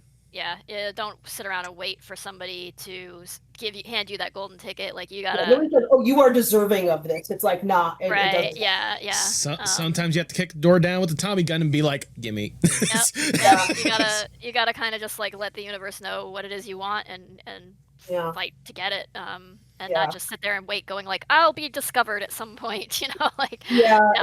No amount of going to make that happen. You have to constantly be putting yourself out there, and it's so tough. It's one reason why I tell people, like, I can guarantee nothing, but I can say at least like the more you invest in other people and like make connections with folks, then at least even if the project doesn't go in the direction that you want to, at least you have those connections with people in the end.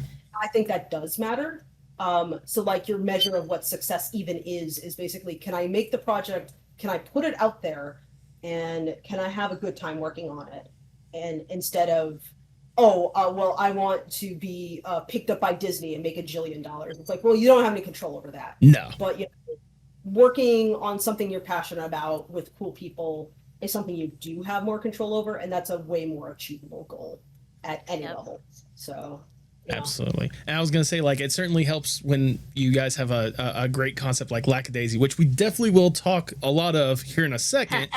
But Fable, I did at least want to touch on something that you had a hand in, because it's not like Tracy just brought you on blindly or whatnot. You certainly have an incredible resume on your own accord when it comes to the projects and the hands you've been able to have in or whatnot. I want to start by asking what probably could be the most influential piece that you had a hand in. How in the world did you get an opportunity to help design the title sequence for Glee? I didn't. Oh, you didn't? I was an intern, okay? And they gave it to us as an assignment, not as we're going to make money off of that. They were just proposals. I did not. Not gonna lie. The way I dropped my jaw at, like, I was just like, Glee. Really bad if I had, because again, I was an intern. Okay, so no, I paid the level to make that. I saw that on LinkedIn. I just wanted to be 100% sure, because I saw like intern designing title sequence for Glee. That does not add up. No, like the work that Fable did that I was most familiar with, and I'm kind of butting in here, sorry, was Black Blood Alliance, which was like the premier like DeviantArt wolf comic. Oh. Yeah, the OG DeviantArt trash. I was the co-artist on the Black Blood Alliance. So if anybody's familiar with comics on DeviantArt, that was one of the wolf comics. But Fable has worked on some really, really cool cartoons like Midnight Gospel. Yes. And some cartoons that probably I don't know if less cool. I've heard some cartoons too, but it's stuff. Yeah. Let's see. I've worked on Midnight Gospel is probably one of the better known things I worked on. Where I was an animator on that. I've worked on various animated sitcoms as a board artist, different commercials and stuff. I've also worked with a lot of other people online who have done things like I've made videos for Extra Credits, for instance. So I've made a number of videos for them. I've worked with Lindsay Ellis before, doing material for her when she needed like animated segments for things. Oh yeah, lots of like pitch stuff. Like a lot of people have come. But you can't pitch work. Like it's not a lot of that's NDA. You can't can't talk about it. Right, obviously. A lot of it just, I worked on it and you'll never hear or see of it again. Because most things that get pitched don't end up getting picked up. But that's fair. And then But I was at least curious when it came to some of the early work that you had before getting a chance to really go all in with Lackadaisy. Was there a particular show or even like a particular moment that you can look back and be like, I can't believe I even got a chance to help out with that, or wow, it's cool that I got to work on that? I am definitely very thankful working on Midnight Gospel, because I got to see like how such an inventive project, like how it would put together its production and like some of the ways in which they kind of problem solved around certain things. And that was pretty cool, because like taking a podcast and then cutting it into sort of a story. Yes. And this was before like the D&D show really took off, but even those are not usually directly like directly taking the audio samples and sticking it in the cartoon itself. Midnight Gospel is far more experimental, and it was really cool to work with like Pendleton Ward and like all these cool animators and color designers and stuff, and see everything come together. They asked us to like really lean into like our individual style as well, because they wanted each shot to feel kind of like have just like beatings of personality, and it was nice to be asked to do like do interesting work, get through your quotas, but like make interesting decisions, and how the directors gave feedback. It was I had a good time. Yeah. And I think that was a good example of like a well-run production that also managed to make something like critically very, very well received. And yeah, so I definitely I took the experience from that and I brought it into Lackadaisy because I've had experiences on bad productions before, and that gives you examples of what not to do. But knowing what to do and like and drawing from all your better experiences and recalling like who have I enjoyed working with and whose leadership I respected and why. Really trying to break that down and thinking about like, well, how can I try to be the best version of a person who can lead this project? And a lot of what I pulled from was like, some of the better people I've worked with, and also like my teachers, Right. try and be like, what kind of leader do I want to be? It's like, I think a lot of my professors, honestly, to USC's credit, like their animation program is actually put together by independent filmmakers. Okay. Yeah, the independent cartoonists, animation people put together their animation program, and as far as I know, it still has a lot of the bones of that. I'm not shilling for USC here, by the way. I'm just saying, like, here's what that program did right, and that taught me a lot, and particularly taught me a lot of animation history, a lot of labor history as well, because one of my teachers was Tom Cito, who was the former president of the Animation Guild.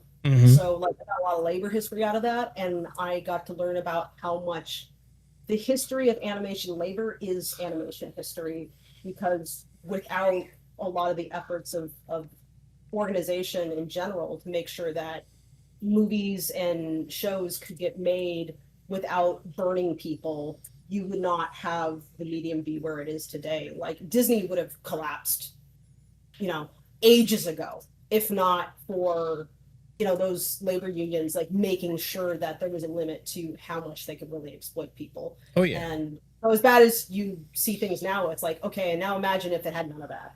Exactly. A lot of that, like you just look at the games industry and that's your answer. Yeah. I imagine that's part of the reason why Tracy got out of the games industry, just with how they exploit the people. Yeah, there was so much crunch, but a lot of jobs these days, It's not to say that animation is perfect either. Oh no, it's not. It is not perfect.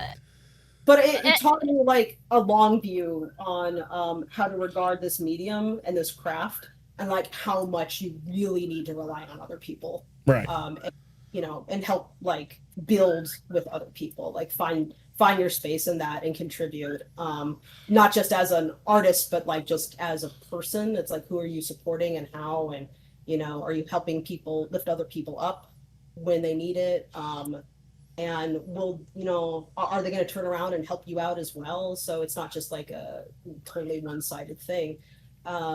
And yeah, I really value that experience and like bringing that in with me as much as possible when I'm working, and always trying to keep those things in mind, like balance that education against like my present.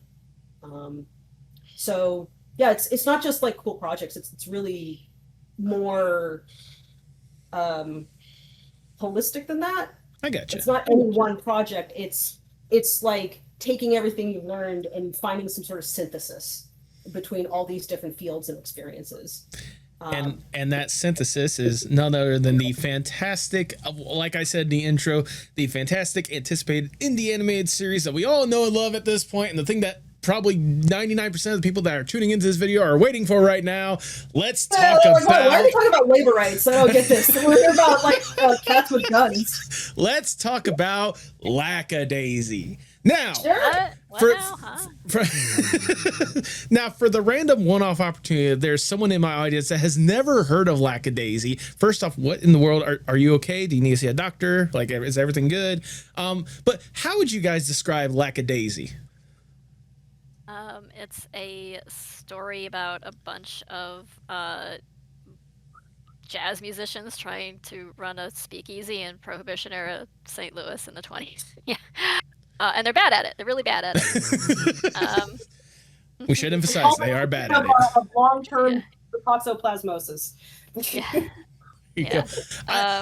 I'm curious, like, it's already like just that little description or whatnot it's such a really incredible, like fun concept to even come up in the first place. What was the inspiration for it in the first place, Tracy? Like, how did you decide that this was going to be something that not only you would like, how did this idea even come to you, and what made you go forth and make it a reality? I don't know. I just had this one like year where I just I had all these cat characters from my childhood that I used to, like I told you when I was really little, I was making OCs. Well, most of them were based on my cats. Oh. And so like, grade school, I'd be drawing them all over my notebooks and, book covers and things like that. And I didn't really have a context for them, but just like this one year, I don't know, they came back with a vengeance, and it invaded my thoughts, and alongside that, I had recently moved into a very old house in a very old neighborhood in the St. Louis area, and I was listening to a lot of like jazz and like jazz revival and like like Squirrel Nut Zippers and things like that. Yep. And like all of these elements just kind of like merged together somehow, glommed together, and I just ran with it because I was inspired, and started drawing all these like character designs, like redesigning these old OCs I had, and dressing them in 1920s clothing, and then just like all these thoughts about like what the story is and what it's about, and and just being inspired by the music and the place and the history here. I don't know, it just started happening. Went with it. So. I mean, it's a good foundation more than anything else, having kind of the characters of old with kind of the atmosphere of your environment or whatnot, kind of finding a nice little happy blend to this beautiful artsy piece. I am curious because obviously when it comes to crime, you can have that in any time era whatsoever. But what was it about? but what was it about? What was it about? Oh, sorry, go on. Sorry, we've often joked about like, if Lackadaisy took place in a different decade, what would they be running instead? If it was the 80s, it'd be cocaine. Anyways, what was it in particular about the Prohibition era that made you want to invest in that like reality or whatnot to base the story?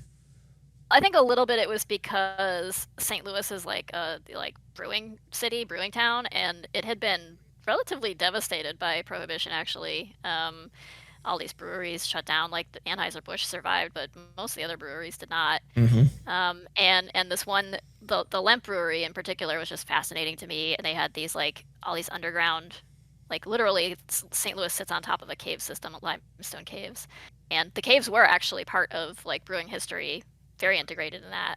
Like they would have lagering caves, and like the Lemp family, like the Lemp Brewery had these underground like a stage and a swimming pool down there, and they'd use it to move alcohol around from one building to another, and that just really fascinated me, and so like I think it was more that aspect than the crime of the 20s specifically that made me fascinated with it. But of course the crime is also very compelling, and just like Prohibition was the prime opportunity to just you take something away from people as like integral to life in this culture as alcohol was, and then expect everything to run smoothly. It's just kind of almost comical. Now there will never be any problems ever again. It's like that problem of the demon rum and the whiskey. We solved it. It's fine. It's taken care of. It's like it's just so funny and naive, and that it's almost like maybe relatable nowadays. And relatable, like and zany an idea to try that and think that was going to not just create bigger problems. It just reminds me. There's a podcast I love listening to. Plug here for Snafu is hosted by Ed Helms. They had an entire, their third season wasn't dedicated entirely to Prohibition. Namely, there was an operation that they were trying to do to where basically they were poisoning the alcohol. The U.S. government. It wasn't that they were replacing like industrial alcohols with wood alcohol. Yeah. Which will poison you. So because they knew that gangsters and bootleggers and other unsavory types were cutting alcohol with that noxious shit, and so you'd get some Canadian whiskey or whatever, and the reason Canadian whiskey was sought after is because it was actual whiskey, even though people make fun of Canadian whiskey, whatever, and being the gold standard in the comic. It's like the reason why is because the stuff you could get in the United States was often like contaminated with like creosote or paint thinner or wood alcohol. Yeah, so a lot of people went blind and had liver failure, and probably some of them died because the government deliberately did that to try to discourage people from drinking, from going to speakeasies and drinking alcohol that came from some gangsters dash of stuff that they decided, well, we got this much whiskey, we can make it twice as much if we just put some chemicals in there that'll still get you drunk but might kill you if you drink too much of it. So that's the US government solution to that problem. Gotta love it. It definitely was not a solution. And something that there's so many angles. There's so many fascinating angles of what Prohibition was and why it happened. Part of it was because of real legitimate problems, which was that working men would gather in saloons. It was a place where women weren't really allowed to be. It was like a social, if you weren't like aristocracy or moneyed, you didn't belong to a gentleman's club of some kind. You just went to the saloon. That was your society. A lot of people couldn't read, and they would have like their mail read there for them. That would be where like voting, like political rallies would happen, and like that was like a central part of society. But it was also where you got your alcohol, and alcohol was so cheap. Like we had so much corn in this country. It was so cheap to make alcohol. Like it was just abundant and cheap, and so men would end up spending vast quantities of their paycheck there, and they would leave their families without the money to survive on. And women didn't have a lot of like, they could work, but they couldn't earn because of just the inequality of pay. They couldn't earn enough to keep a family alive, especially in a time when there was no contraceptive, like legal contraceptive openly widely available that a doctor would prescribe to you at that point in time, or like not a shady doctor would, but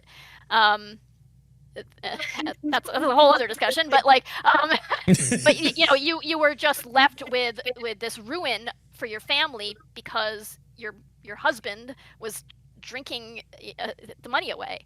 And so it was just like it was not just destroying that man's health, but it was destroying the family, and it was just making a wreckage of a lot of things for a lot of people in working class people. And so it's kind of like clear where like, so people like trash the it's very linked to the suffrage movement for women, like the Prohibition, like the temperance movement, and that's why, because it was a woman's issue. It was very much a woman's issue that drinking was so prevalent. And the solution would have been like, really challenging the system that like put women in this situation, but it was just easier to go, well, we'll just ban alcohol as a political thing. Like women's criticisms of saloon culture and what it was doing to them, entirely legitimate. Like this was destroying people, but it's one of those, the intentions were good, the execution was horrible. The proposed solution was not, let's just get rid of alcohol. That wasn't the intentions coming from the suffrage movement and the temperance movement. Yeah.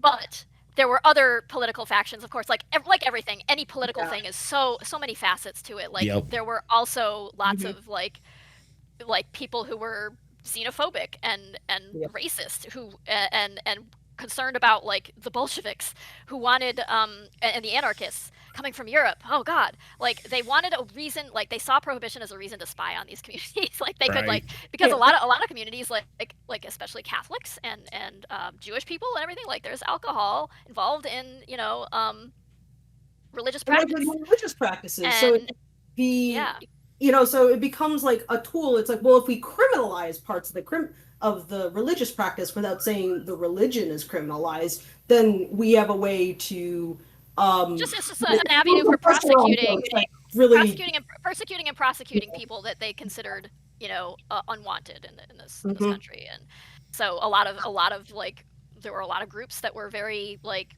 anti-prohibition because they knew exactly what this game was like right from the outset. In fact, there's a character in the comic who's kind of like, there were like factions of Lutheranism too who thought this was bullshit. And that's like Abelard's character is very much on that track. But it's like they could see through the like political angle for this. And then of course there were also people who are like, oh, you know, or who leveraged this into, you know, the creation of a federalized police force. Right. Like you had the BOI leading up to this, but then of course the FBI really grew out, and J. Edgar Hoover's career really grew out of like, you know, trying to enforce. It wasn't the FBI didn't like it was kind of like a combination of like the ATF at one point was like, and prior to that the Treasury Department was the thing that was in charge of like monitoring alcohol, because, you know, of course if people were like earning money off of ill-gotten, you know, off of something that was illegal to sell and manufacture, then they weren't paying taxes on it. Yep. like they would like, yeah, so that was the thing they were most concerned with. You can really tell where the government's priorities really were. Yeah. Was collecting those taxes. So, but anyway, yeah, I shouldn't. No, I was gonna say like when you have something, it's like the reason why Prohibition is such like a big part of American history is because you have this conflagration of like all these things that kind of like turn into this bizarre Venn diagram. We're right in the of social issues. We're right in the middle. You know, everybody was like, okay, so we'll just ban alcohol. And everybody trying to use that, a real social problem, to turn it into like a tool of social repression. And the result was not what happened, which was that, if anything, it's like, well, all this went underground. And as a result, people actually started seeing like speakeasy culture prop up. And the kinds of like art and, you know, and conversations and like class and progressive movements that like happened as a result of that was extremely counter to the intention, which was to keep all of that down. So like there's a lot of modern American culture that derives explicitly from that, like queer culture, like a lot of like queer culture you can. Well, it thrived in the speakeasy club scene. Culture. Yeah. Yeah, because like the drag acts and things like that were like, it was like the one place where it was like socially acceptable to be openly gay or even trans. And because if you tell me, I'll tell on you, and then you're all in trouble. So yeah, but you're in a place that's already an illicit like subterranean club, right? So this is where these people can exist, you know, unpersecuted.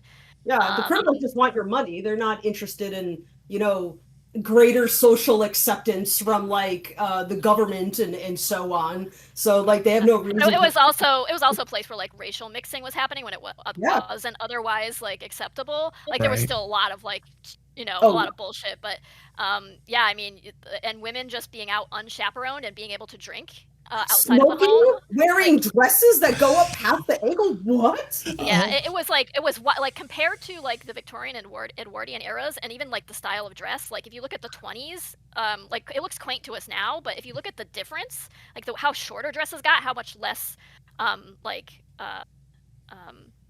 like stays and bodices and things like played into the fashion and such, like it, and like cutting all your hair off, like when it was like so prized to have like massive locks of hair and like Gibson girl big buns and things, like all of that just suddenly like cut all your hair off, wear this teeny little dress, flap your arms around when you're dancing, not just like not these like cotillions where you're like, you know, waltzing in a very genteel way with like your partner. It's like no, just like all you know, like throw caution to the wind, and then just, you know, like they were just, it got crazy, and that was that culture that like derived from that, you know, and just the explosion of art and industry at the time, and jazz music and everything, also very fascinating stuff, and a lot of that had to do with just like all of it's intermingled, you know, and Prohibition in many ways fueled a lot of that because of the speakeasy scene and the club scene and the wild parties and the nightlife that everybody was trying to, you know, intoxicate themselves with, in addition to just the alcohol itself. So, this time in history, which like is naturally lends to so much drama. It's like throw a rock and you will find an interesting story. Like even in people's own history. Oh yeah, I've had so many people like come up to me and be like, "Yeah, my grandfather or my great grandfather or my great grandparents or whatever, they were like making bathtub gin," and like, "Oh yeah, I had a family member who was like a rum runner and like off the coast of I think sometimes people of the get this Gulf idea Coast, about- and like it was like just crazy stories, and there's so many of them from Yeah. that time So period. sometimes people get this idea based partially off of movies that somehow it was something that only the mob was doing, or like everybody was in on it. Yeah, everyone was in on it. It was everybody up and down the chain. And like everybody's heard the stories of Al Capone and bigger, the bigger like the New York's and the Chicago syndicate, like the big gang, like Lucky Luciano's and everything like that. And it's like I wanted a story that was more about like the small, like more homebrew, like because there were so many just little operations running. And even a bigger operation among the little guys. Yeah. I mean, I was gonna say, like, you can look at, like you said, it was all up and down the coast, all across the nation, basically, that this stuff was going on. I mean, there's like literally some of the biggest things that people love and appreciate today is based off of some of the stuff from the bootleg era. Like, for example, I'm sure you've probably heard this several times before, but NASCAR would not exist without like bootlegging and prohibition and such. Because running moonshine, especially in those southeastern states where like a lot of counties remained dry even after prohibition was repealed. Cocktail culture also, like that. Yeah, like cocktail drinking is not a thing for that. Yeah, cocktails predated prohibition, but certainly like the number of recipes we had like exploded, and a lot of it was to disguise the terrible taste of the alcohol. Which is valid. If anybody's been to college and been to a frat party, you know exactly what we're talking about. So imagine me as a former sorority sister, I know. Different versions of no one wants to drink Everclear straight. Like, no. And if they do, they're psychos. Bro, I literally had to learn how to do. I actually learned how to do a kickstand at that one frat party, and I broke someone's record. Oh wow, good. I never really encourage alcoholism, but fuck yeah, let's go. Yeah. Like interesting without. But accomplishment acknowledged, though. Accomplishment acknowledged. No, I mean honestly, I can don't drink. True, and I can easily see how this time period could be like, obviously we see throughout culture how even to this day that period of time is still a gold mine for people to go through and like tell some incredible stories. And obviously, like you said, like you went in there and you found an interesting aspect that not many people really emphasize, which is like the small business aspect of it, like the lesser known names or whatnot. Though I have to ask one thing, and it's the main reason why I'm wearing the cat here. So was it strictly because of the OCs that you used to have that you emphasized it being the cat? Like, what was it about like having the cats? I think it fit.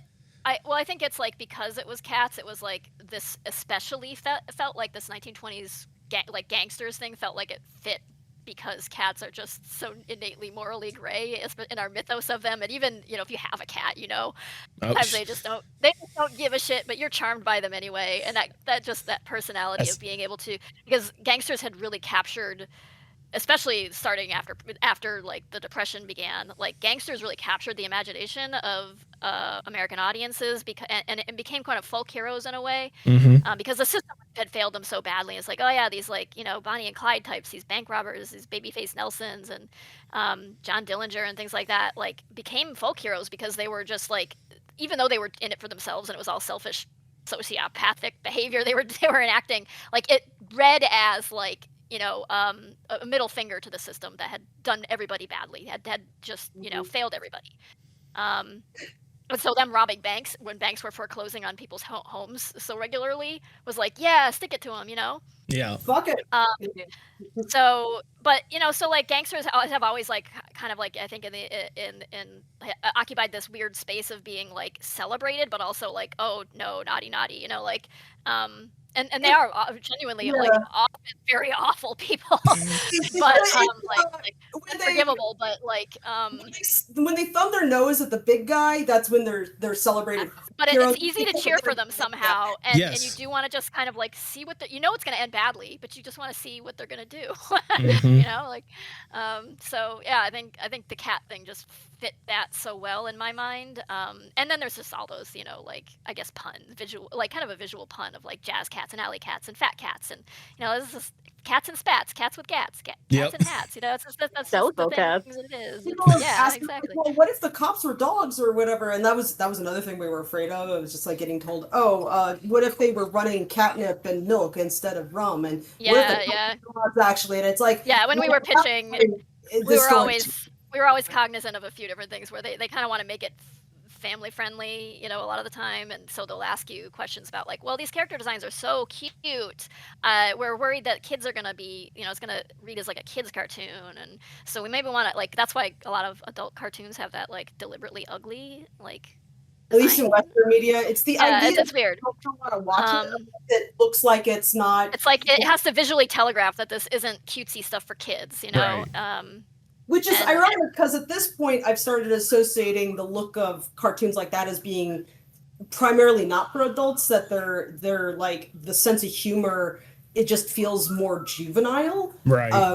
It's like just looks like a Family Guy duplicate because like the storytelling is generally not really above, you know, a puerile sense of social pushing that, like, I would have maybe respected in middle school, but not really beyond that. Or they want to soften it to be something that's more palatable, like for younger audiences. Or like, well, you know, kids who are like 10 or 12 are going to love this, but only we can't get away with telling them about alcohol, and we can't have characters smoking and not wearing their seatbelts, even though seatbelts didn't freaking exist at the time. But you know, seatbelts didn't exist until like what, the 60s or something like that. I'm trying to remember exactly when they mid-century. It came about mid-century, but like, but yeah, it's like as a result of trying to have both ways, you end up kind of like having an insincere version of either thing. Right. And so if instead you go like, no, let's actually commit to this. Let's make a serious gangster story, you know, with farcical elements, sure, but it's not like undermining itself and then it's going like,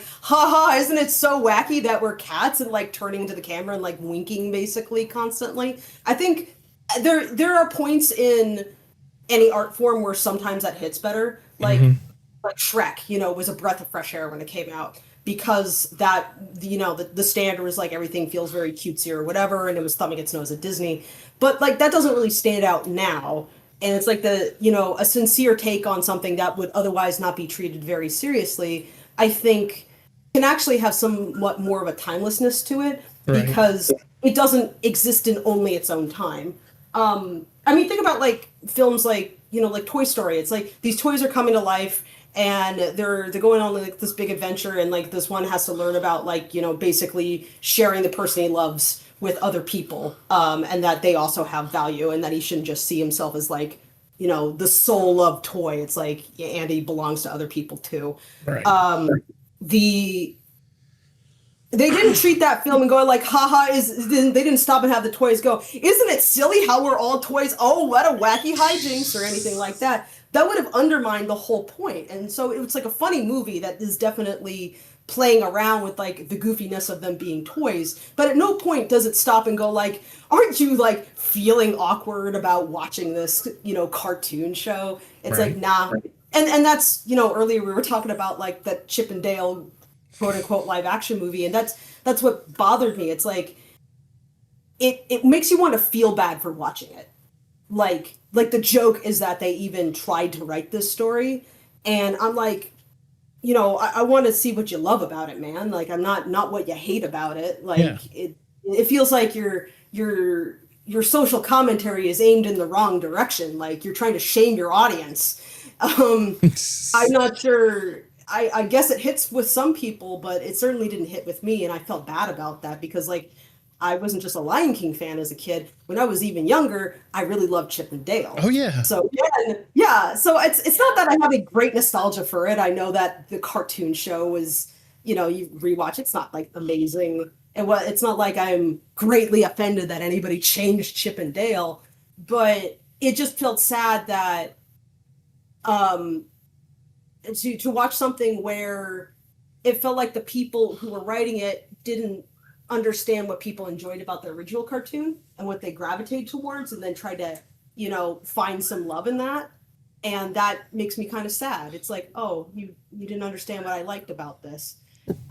So like I appreciate films that can take kind of a goofy premise and then tell it with all sincerity, because Yeah. you think you get like a more interesting story about that. You know, like Finding Nemo is, yeah, it's a fish it's a fish who gets into a fish out of water story, but it's not going, LOL, isn't it goofy that we're fish? Let's make all the fish puns and this is all the humor we have, and it finds other ways to tell jokes. And so anytime it does do something like that, it can work because you're not exhausted by it. Like I was talking to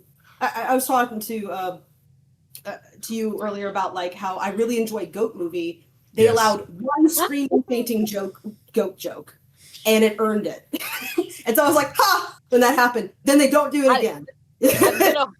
I'm gonna grip your shoulder when I say I freaking love it. I told you guys. You guys have a lot to talk about between Goat and Lion King. Yes. Please, I need this. Everybody release me. Goat Movie, it is so good. It's so much better. Yeah. It was really good. Yeah, it was. It is not Space Jam outside of having furry animals playing basketball. It's a vastly superior piece of art to Space Jam. I'm sorry. Oh yeah. I love Space Jam. I love the original I do Space love Jam. Space Jam, but it is not Space Jam. It is not It's Space Jam. much It better. is not, which is refreshing because Much better it could have storytelling. easily gone in that direction. Yeah. And we already got another Space Jam. Space Jam 2 is exactly what I expected out of Space Jam 2. Yep. Which is what it was. And I love Space Jam mostly out of nostalgia, I will admit. So basically, if you take nothing else from this episode, go watch Goat. Oh my God! You don't have it, like it's available online. It's made with so much love. If you saw the trailers, you're like, this just looks like blah. Just watch it. I mean, you will find something to love. That nasty horse. I love how they just leaned into how nasty that horse was. They didn't even let him have like a walk cycle. They made his walk cycle nasty. It's like, oh, he's disgusting. He looks like he's sweaty. I love him. He's so nasty. He's so disrespectful. God damn. Damn. He was so much warned and shade. He makes like a diss track at the goat character, and then the goat, his teammates go, "Whoa, we got you good," and they're laughing at him. Everybody is just so disrespectful, especially like great. They were like, "Oh my God." It's the fact when, like, spoiler alert, like when the Panther lady, I know her name, but like Jet, when she pointed out the horse's fucking teeth in the middle of his live stream, I'm just like, oh my God. It's in jail. It's so good. The movie, like, it is extremely unapologetically about Black community, which is another reason I'm like, it is not Space Jam. Yep. And a lot of the criticisms I saw lobbied at it were trying to be race blind, and I think that's where they stumbled.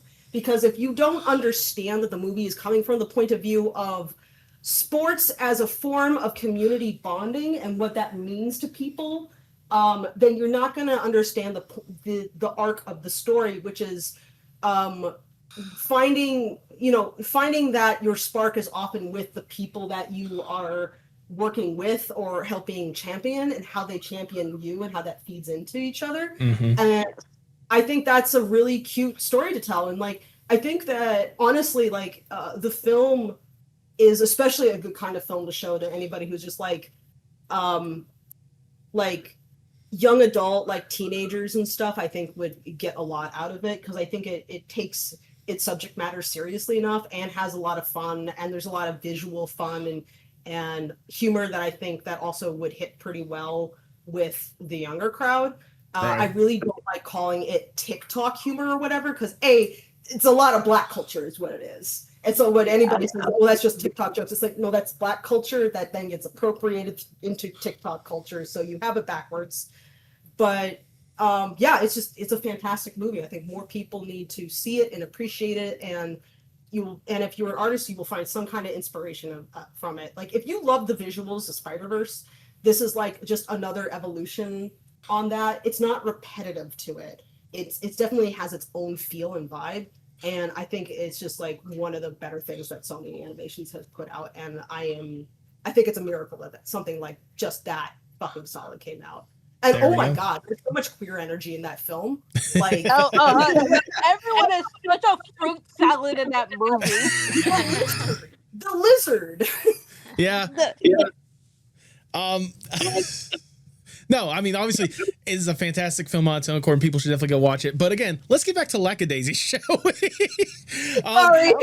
No, you do not need to apologize. Trust me. No, I wanted to get back to, obviously, like, you know, it's obviously we have the foundation for what made it more than anything else. And you, Tracy, you did mention earlier how animation was at least an idea or whatnot when it came to wanting to tell the story. But what ultimately led you to going with webcomics first to really get the story out there? And what was the process like for you to even tell that story in the first place? Yeah, I think like I was saying earlier, like comics, I had the idea for a long form story. You know, it was kind of like emerging that way. And while I considered like, well, I could do animation, maybe I could work in 3D animation. That's my thing that I, you know, was familiar with because of the game industry. And I was like, yeah, but, you know, I could do short animations or something like that. But it wouldn't encapsulate, you know, or capture the long form story I was kind of like formulating. And so, you know, comics is just that all powerful, no gateway, no barrier to entry tool for a solo creator artist to tell a visual story. You know, you can just set out on your own and do it, you know, at 4 a.m, and which is what I was largely doing, you know, outside of work hours. And you can tell that kind of like long form story that way.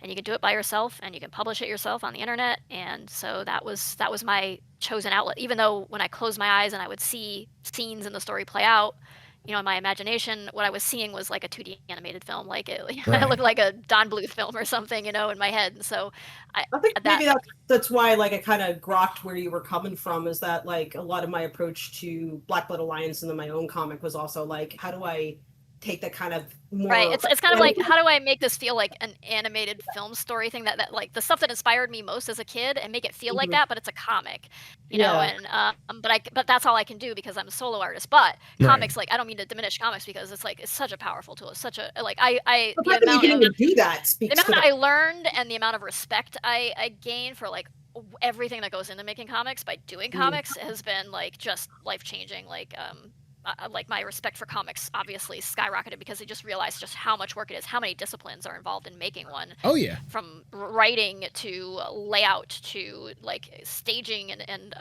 clear communication, and like how one panel flows into the next, like in your page layout, and like it's just lettering even is its own art form. Yeah, so like immense respect for comic and comic artists and people who just apply that trade and do it so well and have been doing it for so long. It's just a incredible art form. And I would encourage anyone who's interested in animation in just trying your hand, or at least learning about comics or reading comics, because I feel like as a visual medium, it's just like, yeah, it's extremely cool thing, and so powerful. So that's what I did for a long time. But then it was like, you know, at a certain point, I'm like, kind of like looking around going like, well, the crowdfunding options are there suddenly. They're popping up. Kickstarter is a thing. It wasn't when I started the comic. It didn't exist at all. Okay. And the tools like Toon Boom are available. It used to be that all that animation software was proprietary. Like studios didn't let you get your hands on that. But now these powerful tools, like they're commercially available. Right. But also like tools like Blender also like and then that was becoming stronger and more. Yeah, that like the ability to use something like Discord as like a virtual studio. Oh yeah. Like all of these animators just being out there and posting their stuff on social media and looking for work. It's like, obviously the time is right if I'm gonna do animation.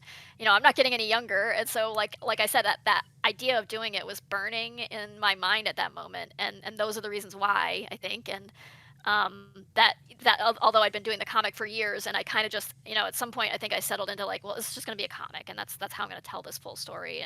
But then like, yeah, I don't know, I just started noticing the pieces coming together, and my eyes started getting big, going like, oh, maybe the animation thing is like achievable. Maybe I could really do that. So I reached out to Fable, and that's kind of how that happened. But there you go. Yeah, like but comics, like I mean, I feel divided in like my love for comics and animation now, whereas before it was just all animation, and the comic was a means to get to like or to like as like a substitute for the animation I couldn't do on my own. But now I feel like my heart is divided in two between like the love for comics and the love for animation, and so yeah. I've also found myself making little comics while we were working because like I got just so into the characters. I wanted to. I have. Yeah, and I found that like so many of the people working on Lackadaisy, like who I've met through this project and stuff, are and their animators like also have web comics and comics too, because it is just so like they're very like there's a lot of overlap in process, even though the end result is a whole different type of media, you know. That sequential art, that like sequential art, the visual storytelling is you know, that connection. So you do find a lot of animators who also love comics. I'm also curious as well, because I mean, obviously seeing how it started as a webcomic with like the intention of animation in mind at you know, maybe at a certain point until you realize it was a possibility. But I'm curious when it came to like the webcomic days. It's one thing to have a lot of love for the story as well or whatnot and to put so much into it. When did you realize that was kind of hitting like a certain different way with an audience? Like when did you notice there was like a community of people out there that truly loved this story and wanted to see more of it? I mean, people seemed interested kind of from the outset because I was posting, you know, concept art and character designs and sketches and things on DeviantArt, and people seemed way more interested in it than other stuff I had posted. And I was like, oh, that's cool. I mean, people seem excited about this. Like I'm crazy excited about it. That's why I'm churning out all this art. But like other people being on board too certainly, you know, encouraged me to keep going with it. And so yeah, but I you know, then you start telling the story and you're wondering like, well, they're probably not going to read it. They like maybe just looking at the art, but you know, but people did seem to, you know, catch like, and it took a little while. It took some time before I felt like it hit its stride, but and I would that I remember was like here's this guy and he's poeming while a body is being buried, and I couldn't help but read.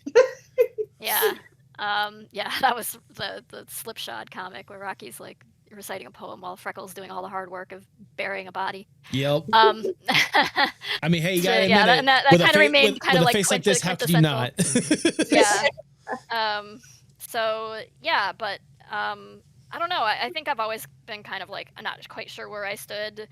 Like I said, when I made that leap from like, because I hadn't really earned any money. Like you can do small press publishing, but you maybe will get like a signing bonus or maybe an advance of a small advance.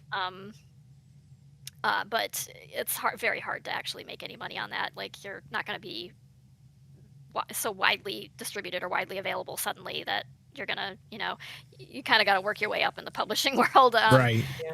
But so I didn't really expect, you know, I didn't really expect that Lackadaisy would be earning, you know, a livable wage for me. And then, you know, but I made that leap to Patreon, kind of not knowing how that would turn out. And that showed me that there were a lot of people who were reading and paying attention and had been with the comic for a long time. Like people were saying like, oh, I've been reading this since it started and so glad you're doing it full time now. And, you know, all that. So that's sort of, you know, validation I didn't know I needed maybe. But I would have been doing it whether I was earning money on it or not, and I did not earn money on it for a very, very long time. So, you know, but yeah, it's so, as an artist, you live with a lot of insecurity, a lot of like that. Like, I don't know if I'm just a hack or if anyone cares what I'm doing or whatever, but you know, that's largely one of the big reasons I say, like, you've got to just love what you're doing. You got to do it for yourself, because you're always going to be questioning, like, you know, it's going to cause you to stop if the answer you're coming to is like, not enough people are enjoying this, so you know, or not enough people are paying money for this, so I'm gonna throw it away. You know, you've got to be, if you're gonna stick with something, you've got to just really love it and be doing it for the sake of doing it for your own satisfaction. No, absolutely. So, yeah. And I was gonna say, Fable, I'm curious for you. Obviously, you know, you were involved when it came to the animation point, but what was your interpretation, or what did you love, or how was your vision when? How should I word this? What was Lackadaisy to you before you were truly on board when it came to helping out with the animation when Tracy made that step to make it a reality? Well, like I've been following Tracy's work for a long while. Like I remember, like I said, you know, I remember that first comic. And you can, it's just like the sheer nerd energy coming out of it is infectious. Especially since Tracy would often like take the time to write down under her each post, like certain, like some of the research trips that she found herself going down, like her rabbit holes, or like if there was something that was like didn't actually quite exist in 1927, maybe it was 1928, she would at least like talk about that. And so the like the fact that you were going down like research rabbit holes was one thing that even attracted me to it, because it's like, oh wow, there's like a lot of thought put into this. And like the beautiful art was also an attractant, but it was clear that the beautiful art was made because you just like got really invested in each little thing. Yeah, and like how it evolved over time. It was really fun to watch the work, Yeah. start to like morph and change as your skill set started to change. But also like the characters are just really interesting. Like they Oh yeah. are not just like these flat archetypes. Like even if any of them seem at first like they match an archetype, it's like they always have something about them that like encourages like a little bit more depth and exploration. And the writing often lent itself to that, where the way that each of these characters talk is like very distinct, like what they do or don't talk about and how they talk around their issues. And it was like the kind of thing that drew me to, well, like you were talking about Sopranos earlier, like prestige television, and I was finding myself also getting really interested in prestige television. Like following the Sopranos, there was like a lot of TV shows started coming out that were just had so much more character exploration and development pumped into them than was typical of TV shows at the time, where sitcoms worked with like pretty flat archetypal characters that would always kind of reset by the end of the episode, and I always find that kind of dull. But like a long form story that actually like followed like this character study from like beginning to end, and didn't just reset every time, like becoming this more widely accepted television storytelling form, really like gripped me with Breaking Bad when that started coming out. Like I got into Breaking Bad when it was like midway through the first season, and I actually watched the back half before the front half, and then started following from there. And I got really interested in that and other pieces of television that took the same thing, where it's like it's dialogue heavy, but like the dialogue is not just telling you what the characters are thinking. It's kind of experiments with storytelling around like a more naturalistic way of speaking and how people are. And then you combine that with like the visual storytelling, that where you weren't just like sticking the camera there and just going like, okay, just to say the lines. You were actually like, okay, but how can where the camera is put also help tell the story?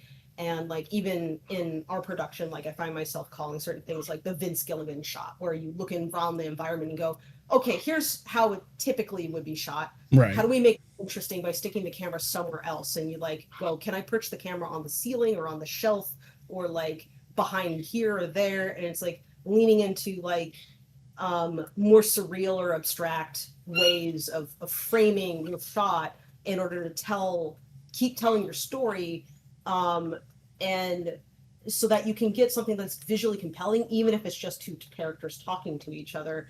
And Tracy had been starting to experiment with that as the comic started to mature, and your comic storytelling style was going there. And my own comic work, and whenever I was doing anything that allowed me to like push the medium more, like I was always trying to be like, how can composition help tell more story?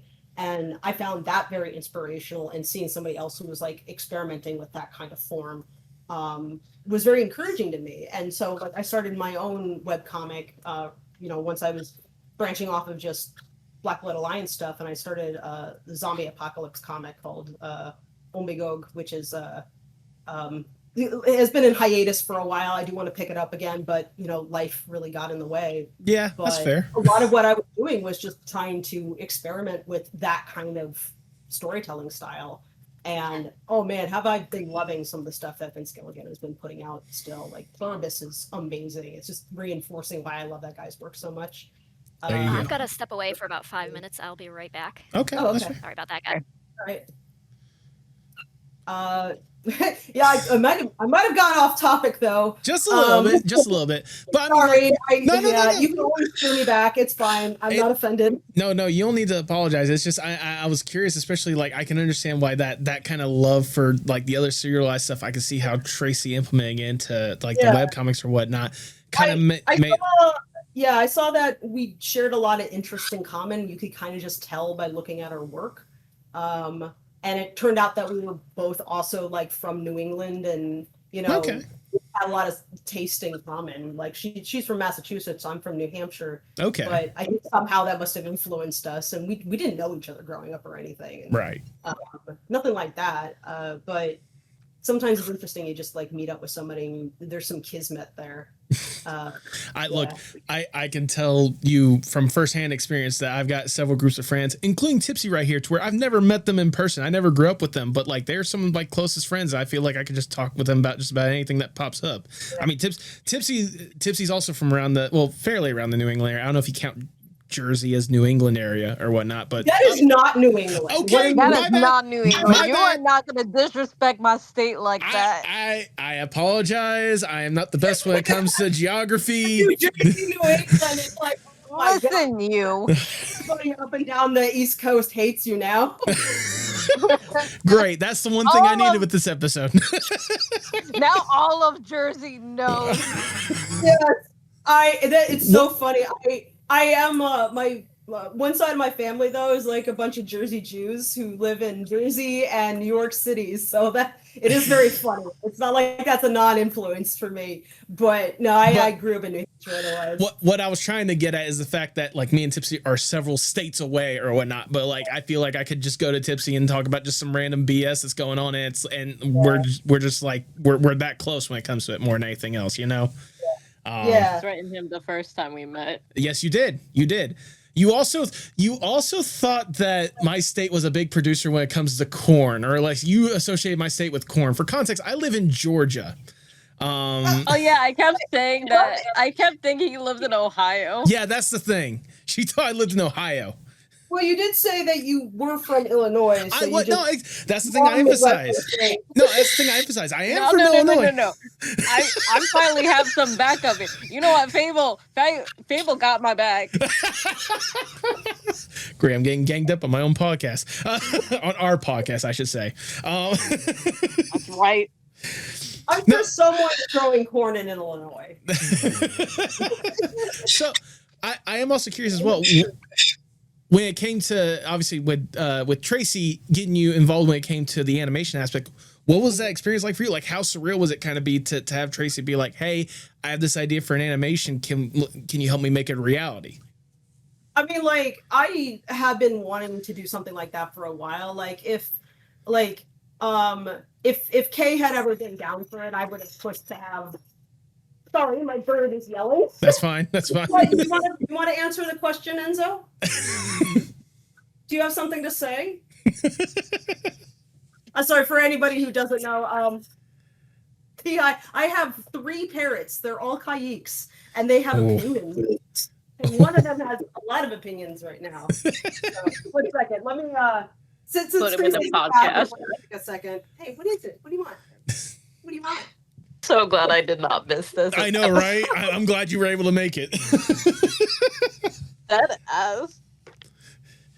Oh no! Like when we were talking earlier, and they mentioned goat, I literally said to them, "Oh, just wait until Tipsy gets here because that is one of the things they love with a burning passion." I've been yelling about goat for a while, and I'm trying to get everybody on the goat train. And it's like, no, goat. Oh, Aaron's its main name. No. A lot of people were like, "Ew, the name." I'm like, shut up. It's fine. Don't worry about it. That's Fable. Oh my god. I've literally been doing the literal same thing. I have been spreading the word, the good Bible of goat, ever since that stupid movie came out. And everyone has been on my ass being like, Tipsy, what is up? And I'm just like, shut up and watch my religion. It's gotten to the point where Tipsy has gone out of her way, as well as I've gone out of my way, to try to invite the director of the movie onto the podcast with no success yet. You have Virgin Zootopia versus the Chad Goat. We just put that meme out there, and that'll do all the work for you. There you It's go. like, the furry community is sleeping on Goat, and like 100%. they're sleeping on. And if you go, no, but I did see stuff, and I was like, no, this. If the furry community were serious, like you would see way more. They're back to talking about Goat, Tracy. Oh, okay, we're back on Goat. Huh? We're back on Goat. I didn't start it this time. All right. Let's roll back to that question. Yes, I'll ask you again, but just to kind of refresh or whatnot. But like, what was it like for you whenever Tracy approached you about making the animation a reality? Well, like I said earlier, like the moment that she asked me, I was like, I'm gonna make sure this happens. Because much like her, like I had my work on comics stemmed a lot from my joy for cartoons and animation and trying to bring some of that form into making comics because it's just what drove me. Mm-hmm. And I could see the same passion in Lackadaisy. And so like I could understand where Tracy was coming from, and whether it's just some accidents of like similar backgrounds where we're both from New England and we both have like this intense interest in history, and you know she's been deep diving into the 20s. Enzo, stop. I've had a fixation on like, for some reason, like I got really into like the Dust Bowl when I was a kid. I was just fascinated by this ecological disaster, and so I learned a lot about like the preceding years and what built up to that and what happened afterwards. And so I understood and even had like a lot of the same. Enzo, stop. Sorry, you're gonna have to cut those bits out. We even had like a lot of similar influence when it came to like what writing inspired us. For like both of us had been, you know, really engaged in prestige television for similar reasons. Right. And I was impressed at how. Stop. I was impressed at how such a character study that could be very dialogue heavy could also have like this really interesting visual component where you chose interesting shots that help tell something about like the mood of the story. Or Enzo, I'm sorry, give me a second. Oh, you're good. She's screaming right in my ear. Come here, step up. All right, enough. You're going back. Clearly, is that calling your life? The what? The call in your life. Oh, it's Kaika. Kaika. Worse. Damn it. Do you watch Apollo and Friends ever? I'm giving her a nut for being good. I can't say I have. I feel like I have. I have to see it. Apollo is the African gray parrot that says schrock. He can like say all the words.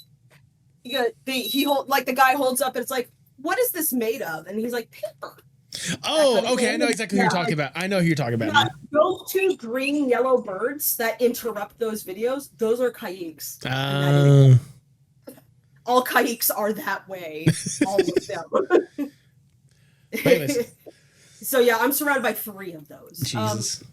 So going back to it. So yeah, I was fascinated by how prestige television, and especially like Vince Gilligan, could make such interesting shot choices that would take a very dialogue heavy scene, but keep it interesting where you wouldn't visually tune out what was going on. In fact, what you were watching, like the way it synced up to what you were hearing, could make you like question what was being said at the same time. So it involved like a lot more thinking. You're like processing more information and watching these shows than you would otherwise be asked of in a lot of either cartoons or like live action television.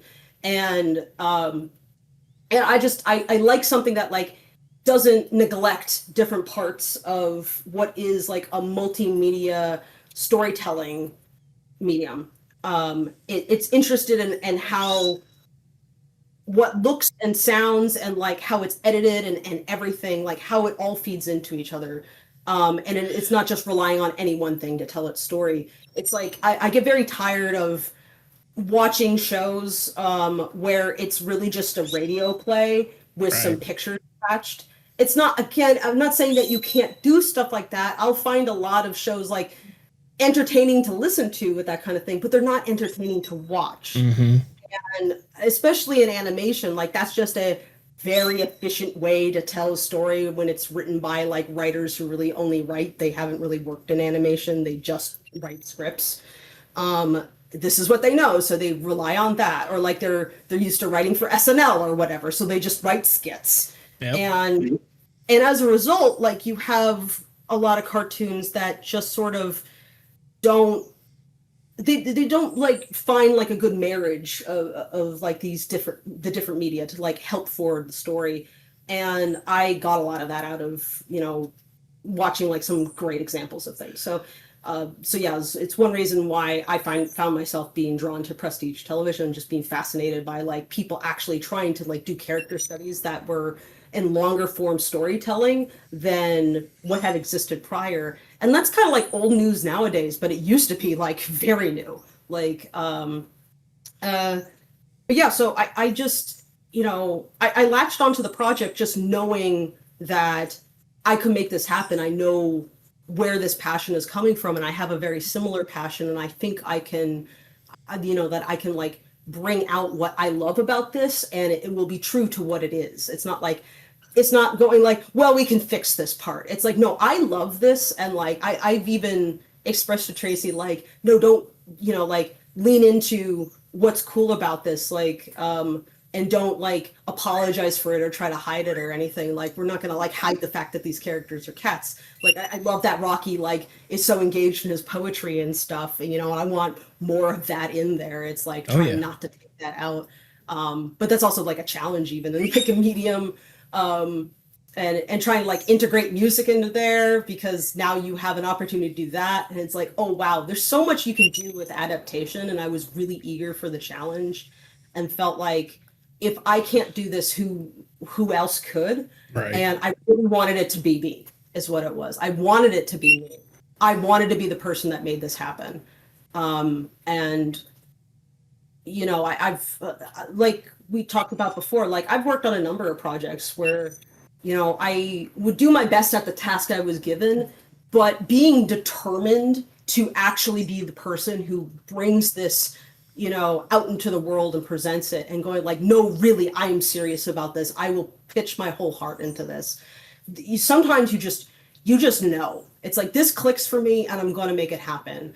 And you'll rarely get the occasion to really follow through on that. And I just feel so blessed that I thankfully have a lot of other people around me who feel similarly, and they also want a gun for it. Yeah. Because it's fun. You don't see other stuff like this. There's not really anything else to look to and go, yeah, this is just like this, which also made it a huge challenge to pitch, because everybody wants a mold breaker, but they don't want to make a mold breaker. They want to be the second one after the mold breaker. So they see the litmus test and they think, how can we make money off of the litmus test, you know, instead of being the litmus test and potentially failing. Yeah. No, everybody wants to be the second one, not the first one, because if you have to carve a trail, it's really hard. Yeah. You know, I'm up for the challenge, and I find something very engaging in that. So, I mean, I knew that like the moment we basically went after the Kickstarter, like, and before that even, like when I got in touch with Spike Trotman, and we finally started getting like a plan together for how we would crowdfund this, and like, you know, piggybacking that off of the publication of the books and stuff. I was like, well, I just made a weird, huge decision about my life that's probably going to turn upside down. And I was like, I said to myself, I'm like, well, you going to feel bad about that? And it's like, well, if I feel bad about it, it's kind of too late now. So better go all in. I was gonna say, Tracy, I imagine the mentality was relatively the same when you decided to go forth and make like the Kickstarter thing and partnering with Iron Spike Comics and such. Yeah, it was very scary leap forward, and kind of crossing a Rubicon of a sort. Yeah, it's like, well, now you got to make the animated thing. You got to do it. You got a bunch of funding, and all these people are depending on you delivering what you promised, and so yeah, you can't fuck it up. Yeah, lack of a better term, because like that Lackadaisy is my bread and butter, and it's the thing I live and breathe for by and large. And so, if I do screw it up, then I'm in trouble. You know, if you don't deliver on it, something, it's like you have to walk away in shame from your from your project, and like I don't know, go move to Alaska or something and start mining for gold. I don't know. But Just start yeah, the new so wave of bootlegging. That's right. Yeah. But Money to bear oil. there you go. But luckily I would say luckily that wasn't the case more than anything else, seeing the success of both like the Kickstarter as well as whenever you actually got the pilot out there. It was a very scary time to be launching the Kickstarter too. It was like literally on the day that like everything went into lockdown for COVID. So, Yeah. Oh god, yeah. It was like I remember Spike like called us up, was like, okay, are you sure you want to do this? And this might be going, yeah, like, we had a voice chat like the night before. We're like, do we postpone? Like, what do we do? Because like they had announced like on the news and everything was going lockdown and you have to stay home. And, right. The stock market tanked and like we're like, oh shit, do we launch our crowdfund tomorrow with this happening? And it turned out not to be such a bad idea because I think people were just like stuck at home from work and are like looking for something to distract themselves, and maybe it worked out for the better. I don't really know, but no, it was a trial by fire, that was for sure. Because if we had tried to do it any later, it wouldn't have turned out well. It was like it basically was then or never. Yeah. So we went and did it, and then the next few years were dedicated to living in living through COVID, working from home, everybody working in the virtual studio on Discord, and and that worked out. It kept us all sane, I think, a little bit too, just having that to distract us from everything going on in the world at the time. I mean, it certainly didn't hurt that like the team that you're able to bring in from both top end and bottom end or whatnot when it came to the incredible animation crew that you had to obviously the fantastic voices that we hear when it came to that. Like you had I mentioned this like at the beginning of our conversation, but you guys had such a fantastic crew, not only help out with that, but really bring to life what was already a very lived in comic. Yeah. We got lucky in so many ways, from the crowdfund to just the serendipity of Fable and I connecting up and then Spike coming aboard to help with the crowdfund. And it has felt like in as many ways as we've had, like it has been a genuine struggle at points. In many ways, like so many things have also just fallen into place for us that like I am forever grateful, and I feel forever lucky to be able to be doing this. Like, I think some projects have fallen by the wayside or disappeared off the internet and things like that for reasons that were out of their control, and sometimes it's just a stroke of bad luck. And so we've made it this far and we've got here, so we'll keep our fingers crossed that we make it across the finish line and get that season 1 out the door. That's what we're working on night and day right now. So it's really quiet. If we're just working that hard, like oh man, so many times I'm like, oh man, I want to do this and that, and like I would love to do more streams and things, but it's like, yeah, but with what time? Because you got to actually make the thing. And it's like you were talking about earlier, Tracy. It's like sometimes to get shit done, like you have to sacrifice other things that you also love and care about, and it might even be in service to the project that you find yourself like putting certain things to one side. But it's like you gotta keep moving forward in order to get it done. But I don't know what point it was with that. I'm sorry. Are you good? I was gonna say, I will say, going back to kind of the conversation, like obviously there was a lot of love and a lot of sacrifice that went into it, but I imagine it must have been oh so sweeter whenever you guys actually got the opportunity to put the pilot out there and people instantly fell in love with it more than anything else. Like, was it wild to think of the response and the success of the pilot and everything that came afterwards? We were so worried ahead of time. We're like, I don't know, and we're gonna drop this on YouTube. You don't know if the algorithm, like we had spent during the time we were in production, we had also spent a considerable amount of energy trying to build a YouTube channel, like basically from scratch, to host it, because we knew that the more people were subscribed to the channel or paying attention to it, the better of a landing it would have when we released it. And so we worked our butts off to get to 100K subscribers on YouTube, and starting with like I think the channel had like just a few from like, and I had started the channel just to host some like live streams I did for patrons, and I had all the videos privated and everything. There was like nothing there. So So we knew like we needed an audience for it to land for, but even still, we didn't know if the algorithm was gonna be nice to us, or what black occult arts are involved in, like it's just how that works. You just Right. We talked to people who have been working and operating on YouTube for years and years and years, and trying to get advice from them. They had some helpful things to say, but also a certain amount of it was like, I don't know. Yeah, a certain amount of it is just like you put it out there and you just have to hope that in a lot of ways that it gets picked up by the algorithm, that enough people watch it, that the algorithm then bumps it again, and you have to keeps prove it it's not visible. just a viral hit. It's like it wasn't an accident. It's Right. repeatable. That's another thing. Yeah. So every subsequent thing too is also like a nail biter of like, is anyone gonna watch this? So yeah, we were like like fretting that after that many years of work and toil and labor, and we did like an additional crowdfund in the middle of our production to raise the rest of the money to finish it out, because we got really ambitious with what we were doing, and it just costs a lot of money. And so we did a whole like pin design thing and sold a bunch of pins and I did a bunch of like artboard drawings and stuff to raise some more money, and all that work and time and effort spent, and we were like, what if we drop this on YouTube and it gets like 300K and then fizzles out? Like, and for a lot of people, it's like 300K would be an amazing amount. Oh no, I was literally gonna say, as someone whose highest video on YouTube is 38K at this point, with someone that's under 3,000 subs or whatnot, I would kill for 300K. But I can understand your shoes, especially why that's kind of scary. Relative when you've got like that many people working on it, and everybody's like anticipate, like all the crowdfund backers are anticipating it coming out. Right. You're doing all this hype for it, and each time, if you've had success before, the pressure is on with every subsequent thing. It's like, can you do better though? Can you do better though? Yeah, right. Yeah, there's always that pressure of like, if this performs worse than the last thing, then I've failed. That's the way YouTube likes to make you think too. So that's why it's got you churning it.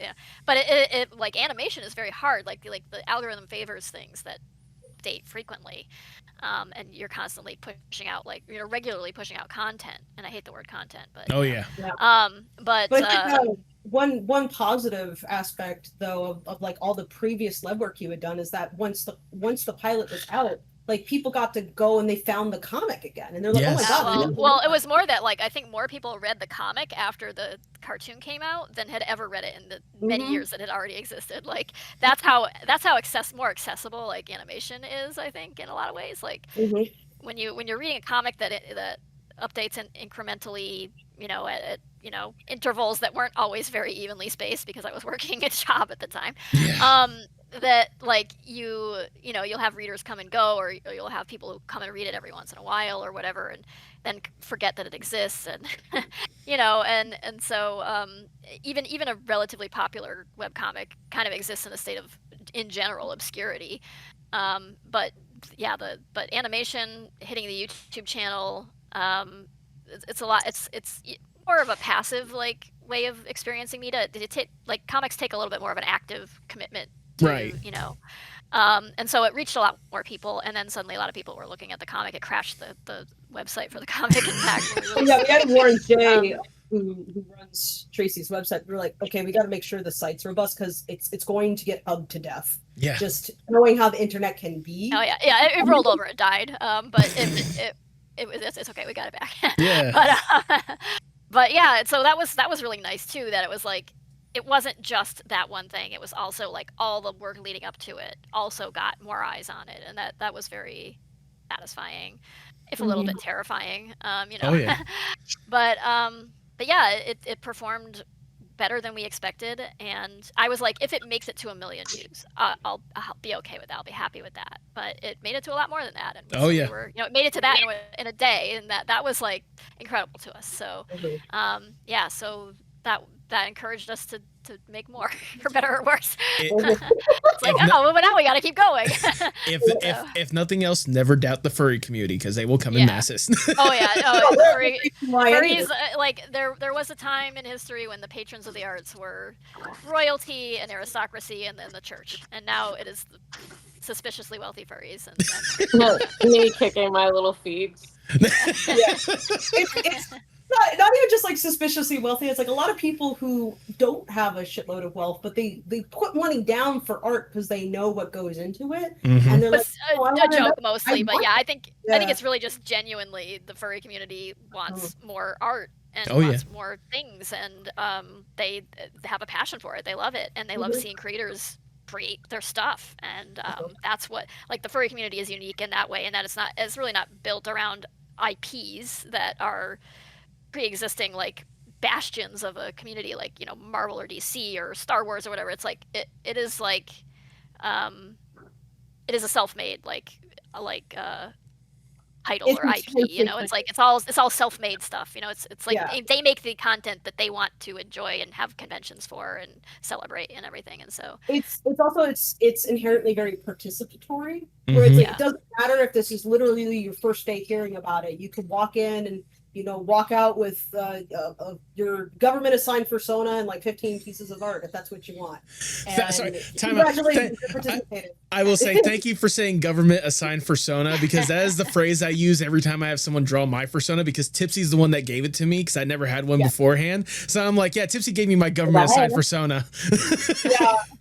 The beauty of it is at some point you'd be like, well, I like this, but what if it could do this? And then once you start customizing it, and then you're just like, and you're all in. You're all in. Yep. At that point. It's like, what if I had another version that was this species and, you know, Yep. you're furry. It's like, what are the qualifications? Calling yourself one. It doesn't, you know, There's really it doesn't matter. Look, I'm not fighting the. Oh, is that awkward for you? It's like, fuck no. I mean, I'm not fighting the allegations. I have it for a reason, okay? Look, the furries, they love the hot cat boys. Yep, there you go. They're willing to put down money to see more of that. And I think that's great, because I totally agree with them. I mean, you can certainly tell that they had the love for it, as well as just the community as a whole, given the fact that the success of the pilot, the success of the backer kit after the fact, which was amazing to see people backing that up to get the full series out there. And then even after the fact of people showing that love and anticipation, to the point to where Glitch was more than happy to help you guys out, becoming the first Glitch Presents that they have more than anything else, which that has to be insane more than anything else, seeing the wild success that Glitch has had in the past couple of years. And they come to you. I don't know if they came to you, if you went to them or went out, but being like, yeah, we want to help make this thing more of a reality. They came to us, but a lot of the reason why we were able to make that kind of relationship was that we came from a lot of background. Well, I would say that it's a little bit of both, and that we went to them with our woes about merch, our merch partner at the time. Right. And they shared that merch partner, and they had experience, you know, so they're like, merch is how you afford to, besides crowdfunding, afford to continue moving forward making cartoons, because we live in a weird system where, like, you build an indie game or something and you sell the actual game, right? But if you make an indie cartoon, you can't sell the episodes on, like, it's on YouTube. You have to sell merch, and you can't put nobody puts sponsored ads and things like because they require you to have use their live action stock footage and stuff. So you can't just interrupt your cartoon and stick a promotion like a sponsored ad in there or something. So pay nearly enough. So yeah, we can't there's and AdSense itself, the ads that YouTube sticks onto everything anyway, do not earn you a fraction of what you spend making animation. So the way to do it is merch, and so you kind of have to survive off of that, and we were trying to survive off of that, and it was not going well. I was gonna say, because I remember the announcement that they had when they first developed their merch program. What was it, like final.exe or something along the lines of that? Final Project is their Project merch branch. Yeah, they launched that, and they were like, we're looking for our first client, where most of our the company has up to this point been focused on just the internal shows that we have, but now we're looking to bring in some other, and they're like, would you be interested in being that first, because we had been bemoaning this to them. We were having conversations because they were planning to do a 2D project. It has since been announced that I'm not, I won't go into that, but and so they were asking us questions about how we had our team set up and stuff, but in the middle of those conversations we were complaining at them about our merch situation. Mhm. They're like, oh, we know the feeling. We've been there. And then they're like, hey, it just so happens, we're looking for a client. And so it was kind of like, I feel like we kind of went to them with our merch troubles, and they were like, all right, let's hook up with that. But then down the line, like, they came back to us because they had gotten some bigger deals with different networks, and some of those folks were asking for, like, hey, well, what if you like had some so they were licensing the right to air Glitch shows, but they also wanted an original thing that they would air more directly. And so that's where Glitch was like, hey, would you be interested in being that show? And we're like, let's hear more about that. So that was it ended up being literally, like, in a very apropos way, an offer we couldn't refuse. So there you go. Yeah. Well, yeah. I mean, we'd have people come sniffing. Nobody had to murder a racehorse and leave it ahead. No. But we really wanted to make sure that if we took this into a broader thing, because, like you said, like, we had been pitching this around to different networks, like, well before the crowdfund. So that was part of our goal, was to see if we could get this be something even bigger, and basically justify somebody investing in it. And we had to, like, keep proving ourselves over and over and over that yes, this is something that is viable for more than just, like, a tiny niche fraction of the internet. Glitch understood that math, and a lot of other networks did not. And Glitch was like, nope, this is totally viable. Like, they had a breakout hit in Digital Circuits, but they had made several cartoons before that right. had been building up. And they were able to see for themselves, like, working with us, like, how well this was doing, even without nearly as many episodes and everything. Like, people were very passionate about, like, they love these characters. They wanted to hold them. They wanted to have some piece of it. And our merch partner was not able to step it up in the way that people really wanted to. They were creating very quality merch, but they didn't want to, or they didn't have the infrastructure to really keep up with the needs of a studio. They mostly, like, I feel like, catered to one-off YouTubers and stuff who would occasionally, like a streamer, like a Let's Play, right, video game tuber or something, like, and they might occasionally release, like, a plush or a sweatshirt or something. But we were like, we need, like, merch drops, like, entire, like, in order to fund the ongoing, like, needs of a studio. You need a lot more than just like an occasional, like, little keychain or something. And so they were like, they saying, like, oh, well, can't you just do, like, print on demand stuff for that? And we're like, no, that's the reason we have a merch partner, so we don't have to do that. But we were just a bad fit for each other. So in terms of just, like, needs and ability to their business plan and ours just at some point diverged. But Glitch was perfect, because Glitch is exactly that, is a cartoon studio. They know what the needs are, how much money you need to spend to keep everybody working. And what you spend, it comes back to you. Like, it's a solid investment, basically. It's like, hey, if you got, like, good people who want to make passionate art, and, like, people love that stuff, and long term it can really pay off. And it's the long term that's a hard sell, because I think right now we're living in this age of business where everything is make all the money right now and more than before forever, and it's like an impossible ask. As opposed to just solid business that just does well and puts out consistently good things. And that's so I feel like we had a much more equitable partnership with Glitch, in talking and negotiating with them, because they understood why we valued what we valued, and so they haven't, like, argued with us about that when we have to explain why it's very important that we, like, keep working with the folks that we have, and, like, just make sure that things are even better for them, or, like, our cast and how much they've, like, contributed to the success of this. And so it's been like, if we had a different partnership with, like, a different organization, it would have gone a lot differently. And I think we have something special here, where it's just, we have a lot more ability to stand up and say, hey, this is what this needs, and be listened to, than we might have otherwise had.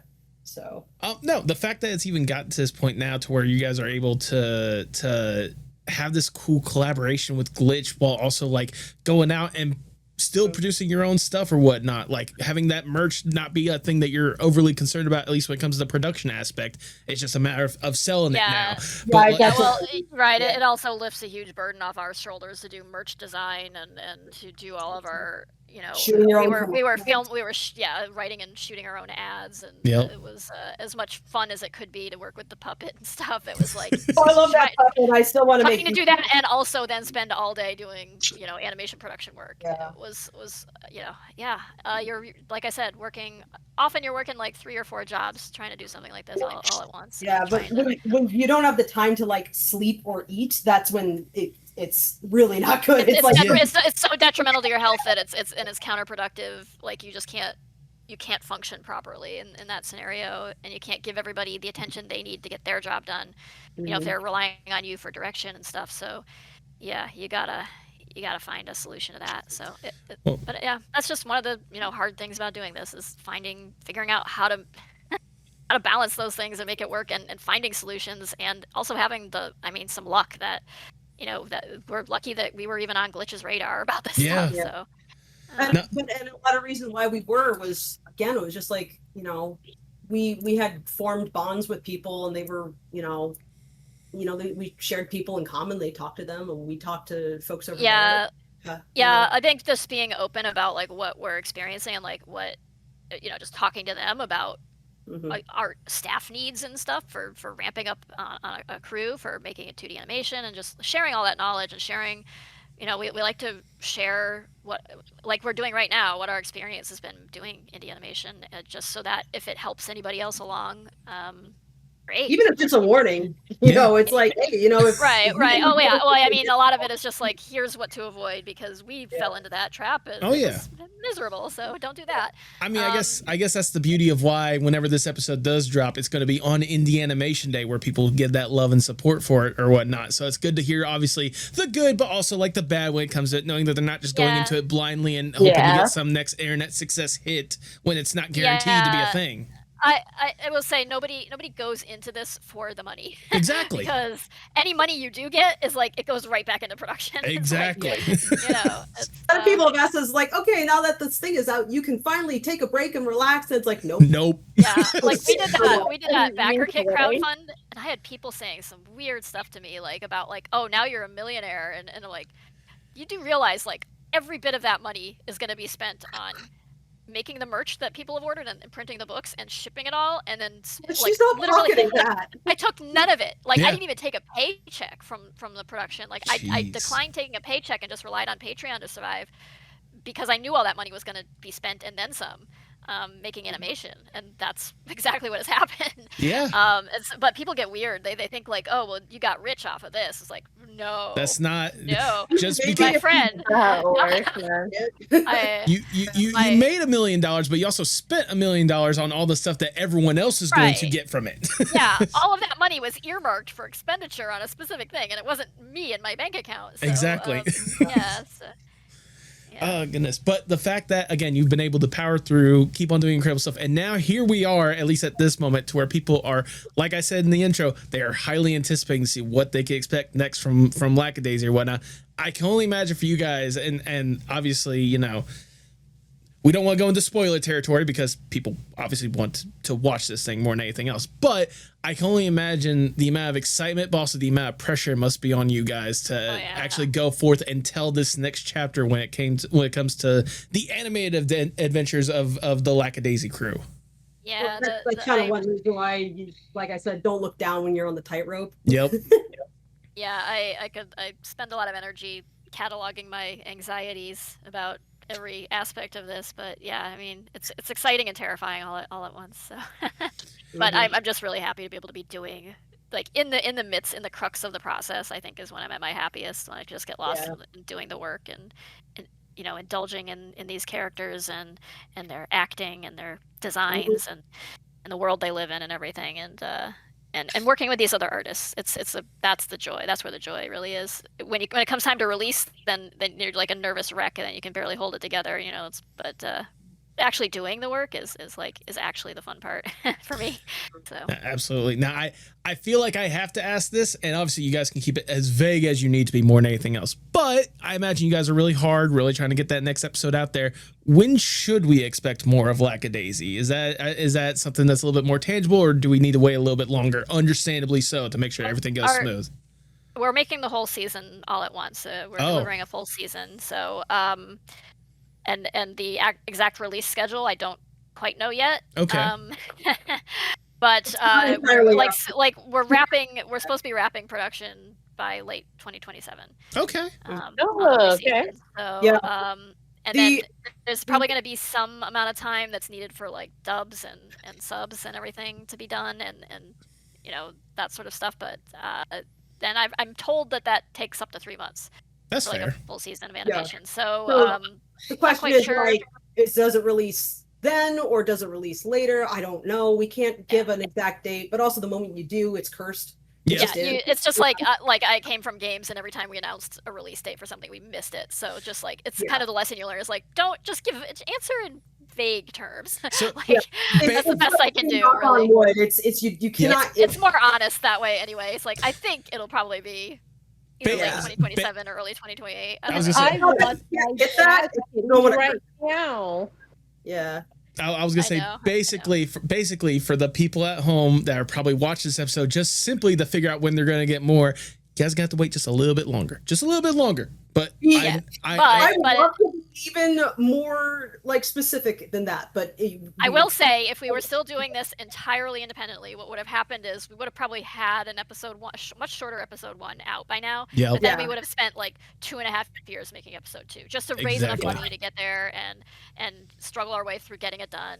And we got like with the crowdfund money that we had, like we put a lot of it into like pre-production and everything. But it still would have been like everything was just like this crawl towards episode 1, and then because we just didn't have the resources to do a waterfall style of production, right? Where we would have been working on under our old method pre-glitch, we would have been just focusing on one episode at a time because that's all we would have been like able to afford to do. Exactly. So now we're doing it all at once. So even though it's going to be a delayed start from where we initially thought we'd be, all the other episodes are going to come in sequential order after that. So it's like like I said, delivering a full season kind of all at once instead of one episode and then some number of many months or maybe even a couple of years between like individual episodes. So, it's one of those like our patience will be rewarded and we won't have to wait again, like you said, like it won't be like another 2-3 years between episodes. It's one of those like a couple months or however long the release schedule is, which we don't know at this point. It's like we basically are functioning around the production schedule that's more akin to what you would generally see in network television. Exactly. Because like when you have more resources at your disposal, you're able to create a schedule that is able to like pump in as much energy into production as possible. Instead of having that stop start and being really, really, really gentle about like how much budget you're putting in everything just to make it last longer. Right. And it means that we have a fleshed out crew that's like just the infrastructure just allows us to like put so much more of our energy into making every part of it like better as much as possible. And the help that we're getting from folks, I'm just so appreciative. It's like this was so hard, and working with people who are taking my hats off of my head and putting it on their head, and they have to work really hard. And it's a relief to have that hat taken off. Because like I'm able to breathe a little easier, right. But also like it's like looking at that, I'm like, holy shit, how was I managing all of that? No wonder my body hurts. It's been a long uphill battle, and I think the only thing that ever really makes me sad is the idea that somehow it's like, well, that's the last thing you ever did would make me sad. It's like, I really hope that this comes out and that we're able to make more, if not Lackadaisy, then something like, keep growing from there. Right. Because I would hate for the last thing I ever made to be something that I made in my my 30s, and then that's it. That was the peak of my life. that would kind of suck. No, that's valid. I love this art form, and I just want to keep getting more opportunities to make more cool things with interesting people. So yeah, that's my hope anyway. As far as like oodles of success and fortune and whatever, it's like I don't know. I can't think about that, right? Because it's so outside of the spectrum of what motivates me in the first place, that it's like not worth concentrating on for me. But yeah, like I hope it hits, and I hope like everything that we, like seeing all these other folks like inspired by what we've done and picking up their own projects and putting cool things out there. I think like this wave is only just getting started. Yes. I as much frustration as is percolating out there, people need an outlet, and art is one of those outlets. And you have so many projects that have been, people have been plucking away at for years now that are slowly starting to come out, and it's going to keep growing and growing and growing. And I really want to encourage it as much as possible because it inspires me too. And then I learn from those productions and seeing like all these different ways that people are making their art possible, like getting it out there. And I draw so much energy from that, and I just hope I can keep feeding back into it. Absolutely. So, Absolutely. yeah.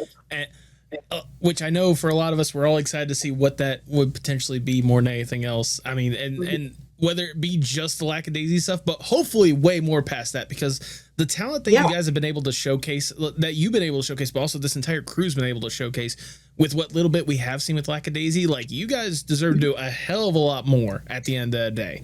Like it's incredible what you guys have been able to produce so far, and it's exciting to think about what could potentially be next.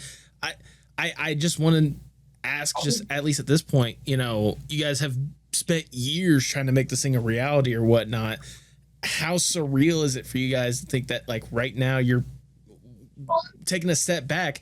How surreal is it for you guys to think of what you're producing right now and getting it out there into the world? Like the fact that there's already a lot of people that love and appreciate it and want to see this thing a reality, and the potential of what it could lead to at the end of the day, whether it's more Lackadaisy or just more amazing cartoons. Like it's gotta be surreal to think that there is a community out there that loves and appreciates and wants that. Yeah, it is, and I'm extremely grateful for the folks who've stuck with us and have been patient all this time, because animation just takes a long time. And yeah, they've been like saints and angels about it, and who've continued to support it even while just patiently waiting. Yeah, it's easy to get lost in the work and everything, and in your anxieties about, oh well, this could happen or that could happen, or what if people don't like it or this or that. But when you do step back and look at it, it's like, wow, we made something that has like a community around it, and of support and eager anticipation, and we're just getting to do the thing we set out to do. And the thing I wanted to do since I was a little kid. So I mean, I have to count myself lucky. I have to just, I mean, it comes with its like share of tribulations and difficulties and anxieties, like I said. But yeah, at the end of the day, it's just like I can, if I get this season out, I think I can. I when it comes time to pass on from this, or like mortal coil, then I will have to be. Just say like, hey, I did the thing I wanted to do. Bye, everybody. So long, everyone. Thanks for all the fish. But yeah, like it's cool. I think that the surreal thing for me is this thing that is such a struggle and such an uphill battle, and with the way that so much of the art form has gone, where you see like these mega studios just like collapsing projects and fumbling them with all these skilled people, and knowing how many people in my field and friends are like out of work, it's really surreal to have one of those projects where people turn to you and go like, but you guys are reliable. And I'm like, I find that bizarre, because indie is not, it's just not, but it's the, I take, the eyeballs, and I take the desire to like see, it's like, can we do something else? Can we do something better and do it for ourselves? I take that very seriously. And it's like, it's not just, it's not just my cause to, parade around with. Like, I'm far from the only person, and I like hell, I would claim that to be like, oh, that's my that's mine, and I'm everybody follow me. But like I hope that I think it's surreal, but also kind of hopeful that people have looked at something like this and been like, I want to see what I can do too. Not just because I love making art, but also like building new systems that help serve artists better. And I don't think that we're the only or even necessarily the best example of that, but I think that we have at least answered a few questions about some certain things that can work that help give other people a framework for imagining what else can be done. And Absolutely. I mean, if at least I contributed to that, I hope I can build off of that too, and keep finding new ways to like serve my community even better, hopefully. So, you know, I'm very fortunate that I found myself in, you know, my own career has been so well rocky, you know. Yeah. It's a tough life, but you know, I'm glad that I'm here and I found like something to grip onto, and I'm gonna do my best to, you know, make it work for as long as I have it, and make that work for other people too. Because, you know, if I walk away from this and it's like, yay, I succeeded, but I'm alone, then I haven't done anything, you know. And so, like, as much as possible, I want to bring people with me, and if nothing else, if it's benefited them and helped them kick off their own things and kept them sticking around and making art, and then they can bounce off of that and making more cool stuff, I think it just helps propel things forward so that we don't have like a future where there are no more cartoons. Like that would be my like deep nightmare. It's like there are no more cartoons, or cartoons are only made by these three people ever, and that's it. That's the end of the medium.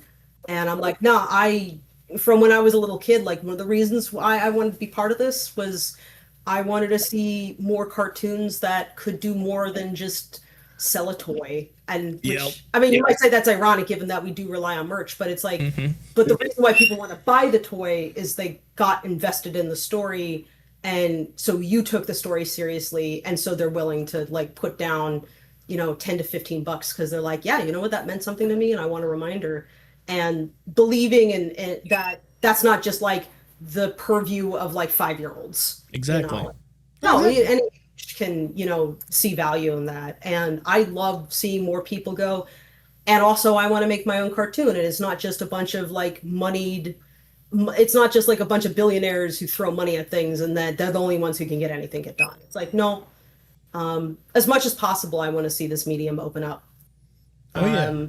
Well, I was gonna say that kind of mentality or whatnot is part of the reason why I decided to say fuck it and go forth and make my own indie animated thing, even though I'm at the very, very, very early stages. It was because I watched the Amazing Digital Circus, The Last Act in theaters, and seeing how Gooseworks was able to tell their story or whatnot all the way through. That was like the ultimate, like, if that's how they can tell their story, what's stopping me, you know?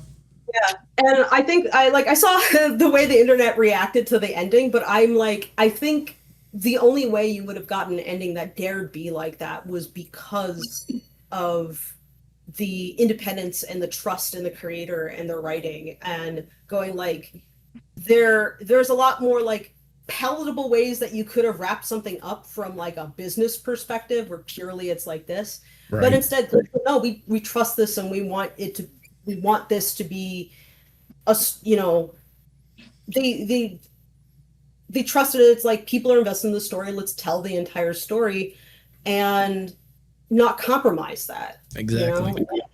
And it can be controversial, but at the same time, I think that's what makes it stick in your head.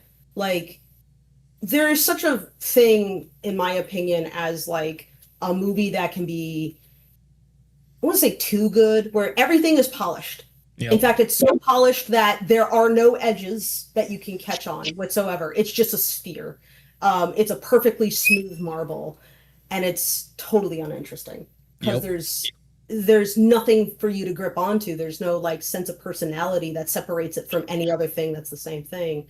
And, you know, that's what I find myself kind of it's like bouncing off of when I look at some of the big tentpole productions that are out there, like either superhero stories or like some animated stuff that Disney and Pixar have been putting out there, where it's like, yeah, they're very competently made, but when you sand down all the edges, because, oh, well, we don't want people debating this or that, and we don't want this controversy, you end up with nothing at all. Yep. That doesn't even want to say much of anything. And I think that the advantage of like an indie space where you're working with budgets and points of view that are so varied and are less beholden to making sure that all these shareholders are happy, you're going to get more interesting stories. And they're not all going to fit like the same dynamic that people are used to. And I think that's a good thing because it expands your idea of what a story even can be. And that like the discussion of a story of like how the entire story is once it's wrapped up is what makes it kind of stick in my head. And it's like, okay, perfectly competent movie that I'll never talk about again, like after a week, not that interesting. A movie with a point of view that I catch on certain parts, but like it gives you so much to talk about with everyone and you can evaluate that for years down the line. That is staying power. It does. Yeah. Digital Circus is one of those stories also that I found myself for like months now, keep on thinking back on it. Yeah. And it's not out of a specific bias. It's that I think like the ways in which it decided to tell its story is so interesting to me. And there's so much to peel apart. And yeah, I wasn't going to get that from like, I wasn't going to get that from Disney. I wasn't going to get that from anybody else. So I want to see more of that kind of thing. Exactly. That's extremely valid. And especially now that we've got that glitch production running, you know, telling the story to the fullest or whatnot, now to the glitch production that's on their way to telling their story. I have to ask for the people that are excited and anticipating what could be, what should they expect from Lackadaisy when you guys do get the opportunity to tell your tale? Hats with guns. I feel like, I mean, we're putting a lot of love and care into the character acting, as we always do, and the facial expressions, and it's hand drawn. We're not, I mean, we've got like limited use of rigs for like repeat things like the marigold boutonnieres and like little bits and bobs, like their whiskers are rigged, but the rest of it's all just hand drawn animation, and we're sticking with that, even though it's a little bit the hard way to do it, but it's also like the prettier way to do it. So it's the way with more personality. It carries. Yeah, you can. I mean, it's more flexible, more versatile, and so you can carry across the like range of expressions and motion that's uses 3 dimensions and things like that more easily, and the characters I think feel more alive in general. But not that like rig animation is bad or anything. Like there's some like shows that do amazing stuff with rigs, but yeah, we're sticking with that hand drawn thing we did for the pilot. That's basically the point. And yeah, I mean the team's just been throwing everything they got at it, and there's going to be music, and like original music, and in fact all of it's original music. And I'd like to hope so. Like and a lot of story. We like expanded from like what we originally planned to do, like following our backer kit was going to be like a 5-episode season with short episodes. And now we're doing 6 episodes that are twice as long. So it's a lot more story that we're fitting in. It covers quite a lot of what the comic, and extra stuff that isn't in the comic too. There you go. Yeah. If you're like, oh well, if I read the comic, is there any point to watching the cartoon? It's like, yeah, there is. Yeah, there is. I should hope so. I mean, it's certainly just because it's a different media, it's told in a different way. But you get the experience of hearing the characters or listening to the music they play or what have you. But like there's also just like a lot of flashbacks and backstory and additional things that happen that we've written in, and there's even a few characters that aren't in the comic.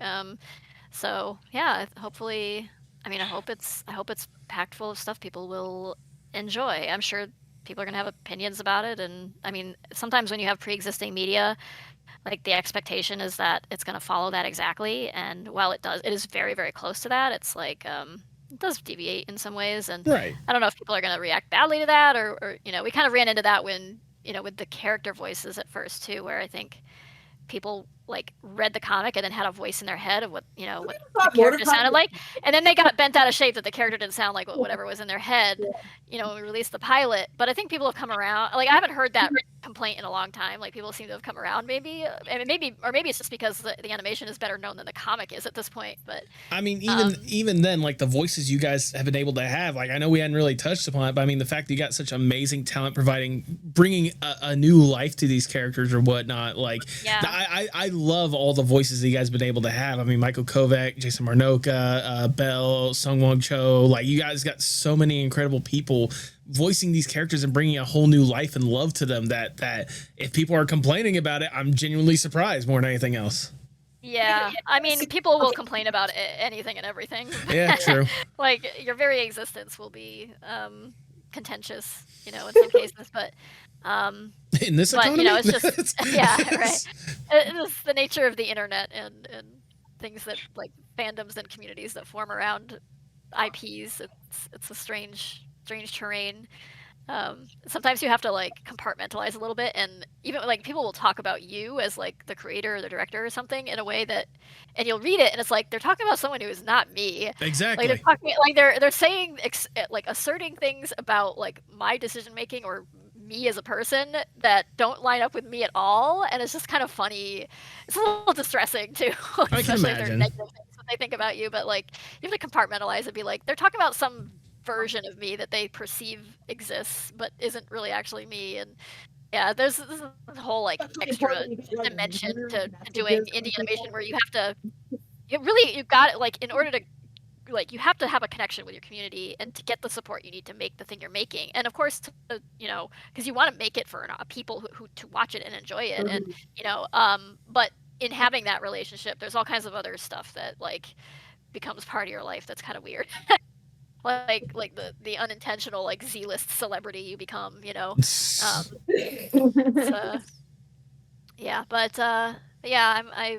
am both looking forward to it and terrified out of my mind about the release. But like We're I gonna said, get a it'll lot be more interesting Tumblr asks, that's for sure. yeah. Oh my god, some of them. Me rubbing my hands together as an Anon. Oh no! Weird fan questions are funny. Like it's more like when you get a message from someone and they decided that all the woes in their life are your fault for some reason. You're like, I don't even know you. You took everything from me. I don't even know who you are. that is how some of those are, and it's just the more popular something becomes, the more likely somebody is just going to decide that. You become kind of a lightning rod for everybody's Yep. issues with animation or entertainment in general, or I've been accused of being a nepo baby, and I'm like, what? Well, Like on. Interesting. I'm honestly gonna. I don't think that word means what you think it means. My notoriously powerful parents, the IT computer repairman from the grocery store chain and the dental office receptionist, like yes, they've been very influential and got me connections in Hollywood. Yeah. Jeez. Okay. But I honestly, if it was me, like it is me, but like I honestly would be like, oh, you guys saved me, and if we had never talked, but be like, I just made Lackadaisy. I actually I think one of the few times where it's like I think I've had enough internet today was finding somebody online saying like, yeah, if this project goes south, I don't know, man, I'm just gonna lose all hope and everything, and I'm like, well, now maybe don't hinge all of everything on it. I mean, it's a card. At the end of the day, yeah, it's a cartoon. I'm trying my best, but I don't know what if we don't do well, then you're gonna feel betrayed forever, and you just give up. I'm like, please don't do that. Yeah, don't hinge every one one of your hopes and dreams on it. That's not healthy for anybody. I'm doing my best here, but I don't know what the future holds. Right. I'll just do my damnedest, but I can't promise you anything outside of I promise I will do my best. Especially when it's so subjective. And I mean, God, the number of takes I've seen on Digital Circus, which I think was brilliant. I think the way it ended, I think it was brave storytelling. It did something that it explored terrain that most things don't. I think the only other like thing I've seen that kind of comes close is I Saw the TV Glow. Yep. Yeah. You know, to really covering that and to letting like a trans character be not a wholesome person, and for reasons relating to just having not. Anyway, I'm gonna go off on a whole tangent here. I shouldn't do that, but I just like, but you know, like I think it was so brave and interesting, and but so many people are so mad at the ending, and I'm like, I don't get. Yeah, I don't get it either. I've seen like a lot of folks though for WOM, it made them open up and ask questions of themselves, and I think that is. I think that's good. I mean, the reception has been like very like one or the other. People loved it or they hate it, and it's like, but it just makes you realize like no matter what you do or how much integrity you do it with or how much creativity you do it with or you know how much ingenuity you employ or how different or unique it is or you know cookie cutter it is, like if people have strong opinions about it, that's what the reaction's going to be at the end too. And, exactly. you know, but I think like that it's memorable even to the people who didn't like it. Like I think that's a victory in itself. So absolutely, especially with the message that it had at the end of the day, and especially seeing how that could potentially lead to what you guys are doing with the incredible stuff you're putting out there in one form or fashion. Like it should be fun. I will say you did mention like music, stuff like that. If it's anything even close to as good as Last Call was, both when it comes to the music and the animation wise, we're in for a treat more than anything else. Cause I loved that Last Call short.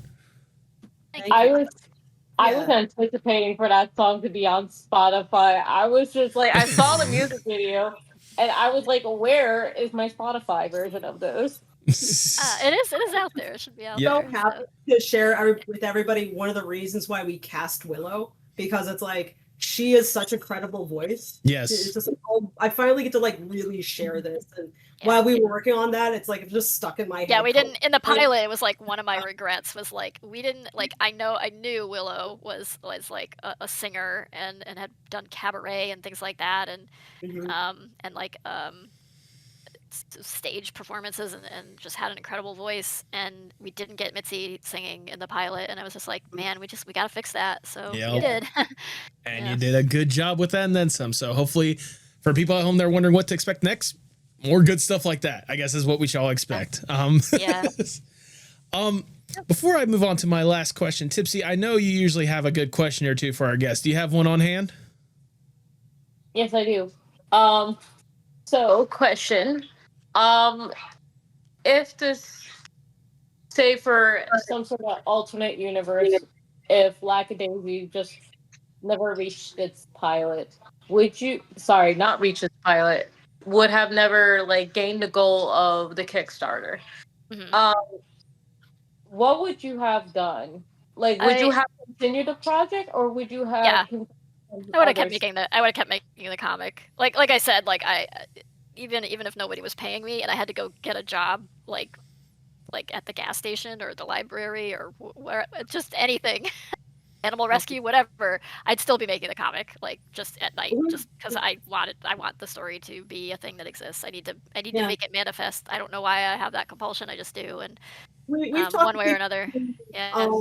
Who had Kickstarters actually for indie animated stuff that didn't end up getting funded, and I've told them, I'm been like, look, I mean, this failed, but you still a lot of them. Will like do something with it. Like they'll just adjust their parameters. Like many of them have gone on to work on other indie projects or other animation as writers or something like that. Some have like some will just recalculate and refactor and be like, well, I'll do a different. I'll like scale back my thing and maybe I'll just do an animatic and then I'll crowdfund that, and that's a much lower bar and I can hit that goal. And and it's like they just keep moving forward, or I'll just like keep slowly moving forward with my own funding, like just find other ways to do it.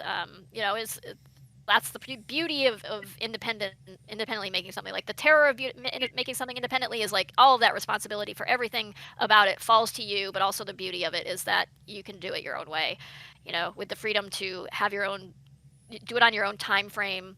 If you need to work around life events and budgetary constraints and stuff, you have the freedom to do that and to not have it canceled out from underneath you. If you can't do that in a studio situation where like you just like, oh no, like someone has cancer or someone vital to the project and has to go through treatment, and so you have to like stop everything, and like you can't just generally you can't just pause things like that. It's either gonna like get, you know, it has to be on schedule, or it gets canceled and funding gets pulled from it. You know, it's like, so. Or there's some internal studio bullshit where. Or you're casualty to like a studio merger or something, or you know, whatever. It's like that at least doesn't happen. You know, you own the thing. You can do what you want with it when you want with it, or when you can.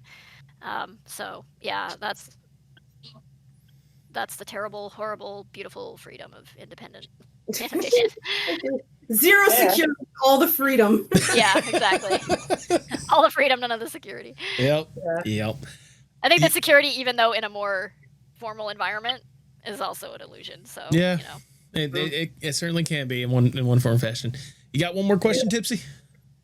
I have 2, if that's okay. You have 2 questions. Let's get through it. Okay. My second question: in some foreseeable future, after season 1, and it's a big success, would you guys ever like plan this as like some sort of like movie? Ooh. I don't think so. My like optimal scenario is we get to do a season 2. Okay. I feel like I feel like there's more. There's probably story to me covers about 3 seasons worth of animation, I feel.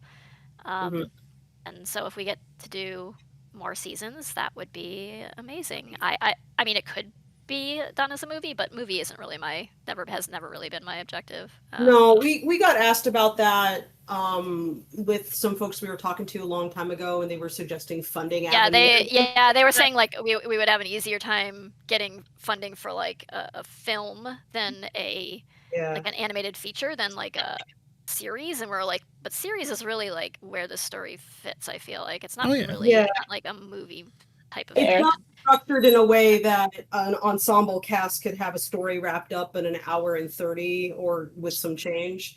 And you know, as it was, it was already difficult task to like turn the story into like 5 episodes, you know, with like 10 to 15 minutes each. And our current struggle with like 25-30 minutes at like, you know, with 6 episodes is in itself its own struggle. And so like we're really always just like hoping to get to do more. But like the idea of like really trying to stuff everything that we wanted to say into like even less space, it's like, oh boy. Man, I wish there was a form of funding that did like go like, okay, but what if it was like multiple stories and not just one movie? That would be cool. But yeah, a lot of film funding structure is about film. It's not about a serialized storytelling. So somebody should work on that. Probably should make that reality in one form or fashion. But yeah, you know, just constantly hoping for more, hoping that we get the opportunity, and that whatever we weren't able to cover in this season, that we get a chance to address it in the next season if we're so fucking fortunate. But first we got to get to the first season. See if we got to survive this one and see if anybody wants to watch more. They're like, hey, you know, like working with us, with you guys, like let's keep making more, and the earlier we get word on that, the better for production. So. Yeah. Well, you can rely on me screaming for more. I mean, I have the screaming kitten for a reason. I mean, I'm wearing much appreciated. I'm wearing the cat ears to prove how much I love and want to see more of this. This is not a normal feature on the podcast, okay? Maybe you should make it a normal feature. Ask the audience. Keep the cat ears. Oh, sorry. Say that again, Fable. This is like shit. Ask the audience. Should he keep the cat ears? Get to know. Run a poll. Other is like name differential. Jesus. All right, and Tipsy, you said you had one more question? Yes. This is a very important question, and I need both of your attention for this.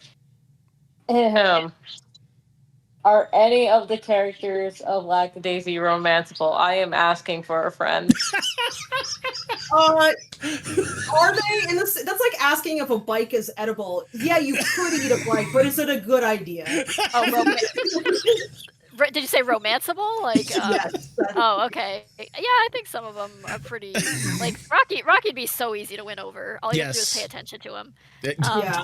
But some of them, very much not. It's a Very pretty much the big opposite of that. Like Mordecai, and I wouldn't bother trying. Like, I've seen so much wistful thinking from fans, and I'm like, I do not think no. no, I mean, I see a lot of people do write their own scenarios and do their own fan art and things, Yeah. and they not to discourage. they do like do fan romance stuff, and I think that's totally fine, and you're free to interpret the character how you like. And you know, if your OC has the key to Mordecai's very closed off, cement encased barbed wire wrapped heart, then you got all the power to you. That's great.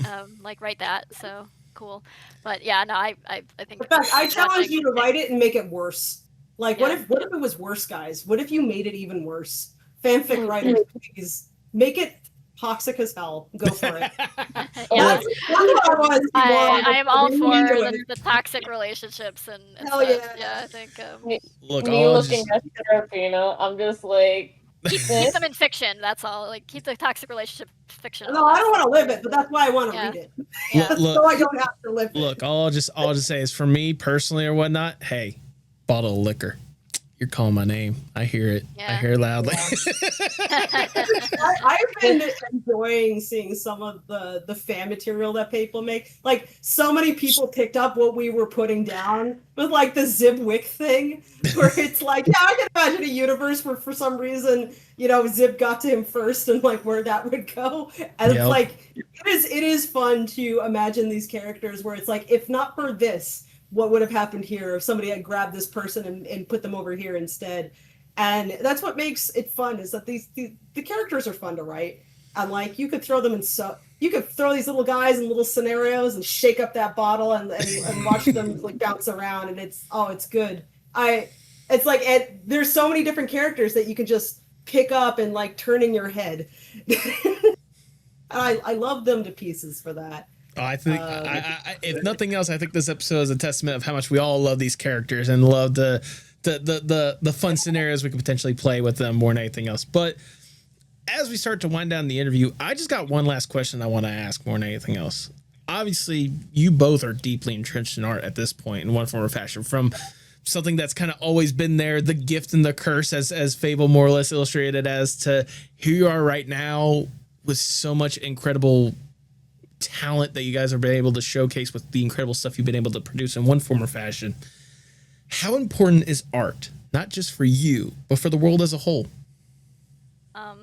Very. I mean, I mean, in many ways, it's like I think the Mad Men was the show that said it was like the least important, most important thing. It's like, it's kind of like we is entertainment only, but it is so much, like, it's had such an impact on culture across the world, and it's like, it's sort of this like soft influence your culture has across other cultures, and like, I don't know, it's just communicates so much. It can be so divisive. It can be it can make an argument for something. It like, it sells us, like, it is the, you know, basis on which commercialism works, is it requires these visuals, these commercials, these ads, everything. It's all art. Like, it can, you know, you can organize around something and use like art to, you know, announce your message, or, you know, it's just like, it's everything. Just, we are very visual, audio based, like, you know, we're very communicative creatures, and we live in a society. So like, art is just like this mode of communication we have, and it isn't just like, and entertainment is important too. Like, I feel like, you know, I don't want to dismiss it as just like, oh, it's just, you know, this luxury thing that you know, we indulge in, and it's a, you know, waste of time or something. It's like, so much joy and happiness and like self-discovery and everything comes out of it, that, I mean, I don't even know, it's such a broad thing. I don't even know how to encapsulate, like, it's like, is oxygen important? Yeah, so is art. Like, just like oxygen, it's everywhere. It's like, if it's a waste of time, then why do we find cave art from like tens of thousands of years ago and further? And like, those were not, you know, like those folks were living on so much finer an edge than we were, and yet they still made time for art. It's like this. It's like, there's something fundamental about it that's fundamentally like, human too, like, to have an impulse to create things. Like, there aren't other animals that do that. Right. And I feel like, yeah, if anything, AI has made it, you know, the overabundance of AI slop out there at this point has made it like all the clearer to me just how important human-made art really is, and why human-made art matters more than machine-made art. Yeah. It's like it's the arguments that artists have made for their work over the years. Like, a lot of people had previously said, "Oh, that's just some postmodernist poppycock." It's just some bullshit. They're doing to use taping a banana to the wall. But then it's like something that can just automate putting out a picture, then suddenly like all those arguments that we made as to why we're making it and why it's important are no longer theoretical. Now it's like, oh, actually you really were this entire time stating exactly what was important in the bluntest terms you could. It's like the process is the art. The process of all the friction involved in making art and translating your thought into something that you communicate with other people is in fact the message. And if you eliminate that, then you've eliminated the message entirely, because you could if you were able to do telepathically communicate with people and your thought was instantly someone else's thought, that's not art. It's like the process of trying to translate your experiences for other people to understand on some level. That's so core to humanity. That's why language exists, period. So humans make art the same way that birds sing and wolves howl. It's just something our species does. That's why I have such a contention with the idea that echoing badly. AI is going to make art irrelevant. And even if it were true, and I don't think it is at all, that AI was going to replace professionally made art in games, animation, TV, whatever, and all those artists are going to be out of work, illustration, graphic design, whatever, all those artists don't have jobs now. People will still be making art because it is innately human to make art. It is innately human to draw, to sing, to write, to paint, to tell stories visually, to make movies. People will just keep doing it, even if they're not being. It'll just be a leisure activity instead of a paid, for money activity. And maybe it would be more honest that way. Maybe it would be, maybe a lot of better art would come out of that. But because it's not driven by commercial need or capitalism, whatever. But it's free of those constraints. But it's still always going. There's always going to be art. Yeah. I don't think that you can replace people's desire for art with what a robot poops out. I think those are two different things. Exactly. It's like the idea that somehow somebody watching TikToks because they're consuming one form of video is now not going to ever want to watch a movie in their lives, because why would they? They have all these TikToks to watch. And it's maybe there's someone out there for whom that is true, but I don't think that describes the vast majority of people. So it's I could sit there and picture a guy, but that's a guy versus okay, but in sum, what does it look like? And it's just for however many people for whom would be satisfied with pure slop. I still don't think that replaces art in their lives, and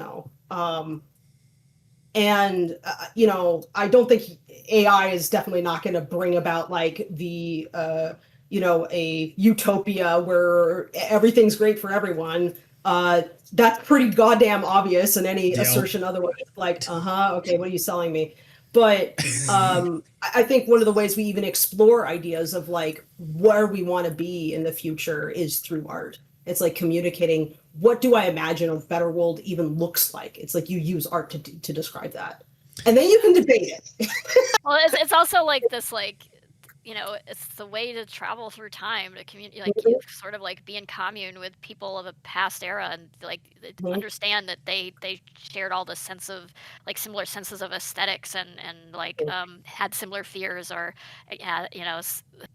just I don't know, those connections that cross times and boundaries of time and boundaries of culture, and base. It's it's art.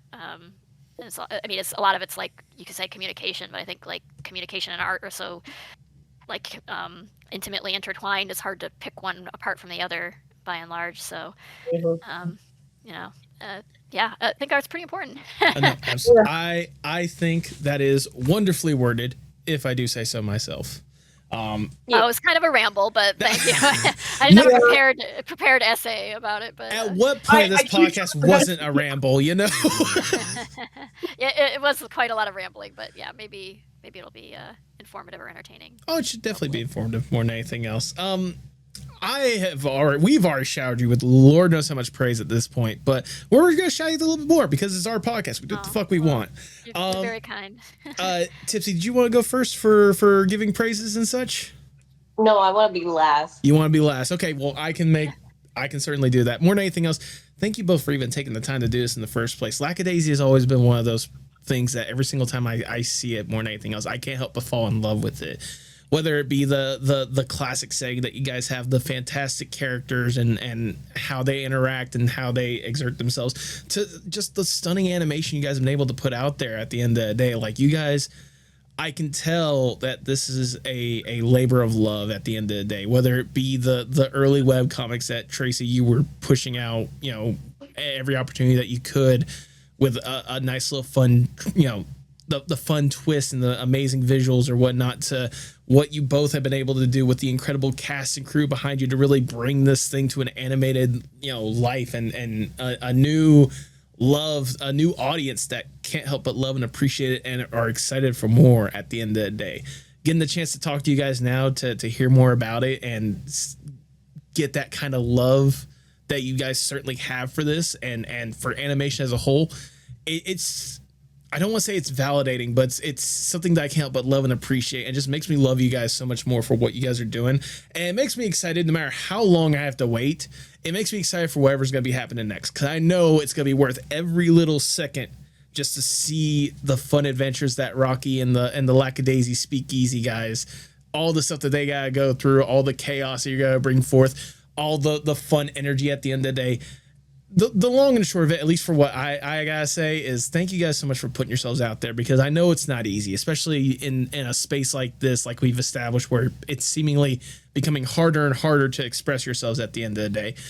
Thank you for putting yourselves out there. Thank you for showing that love and support, that love, sweat, and tears. And for God's sakes, thank you. Know that, you know, me and Tipsy are one of the few of the thousands, millions, however many people that love and appreciate this stuff, that's going to be rooting for you guys every single step of the way, whatever you guys are going to be doing next. So thank you.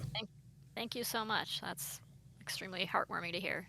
Absolutely. And all right, Tipsy, the floor is yours. Okay. Hello.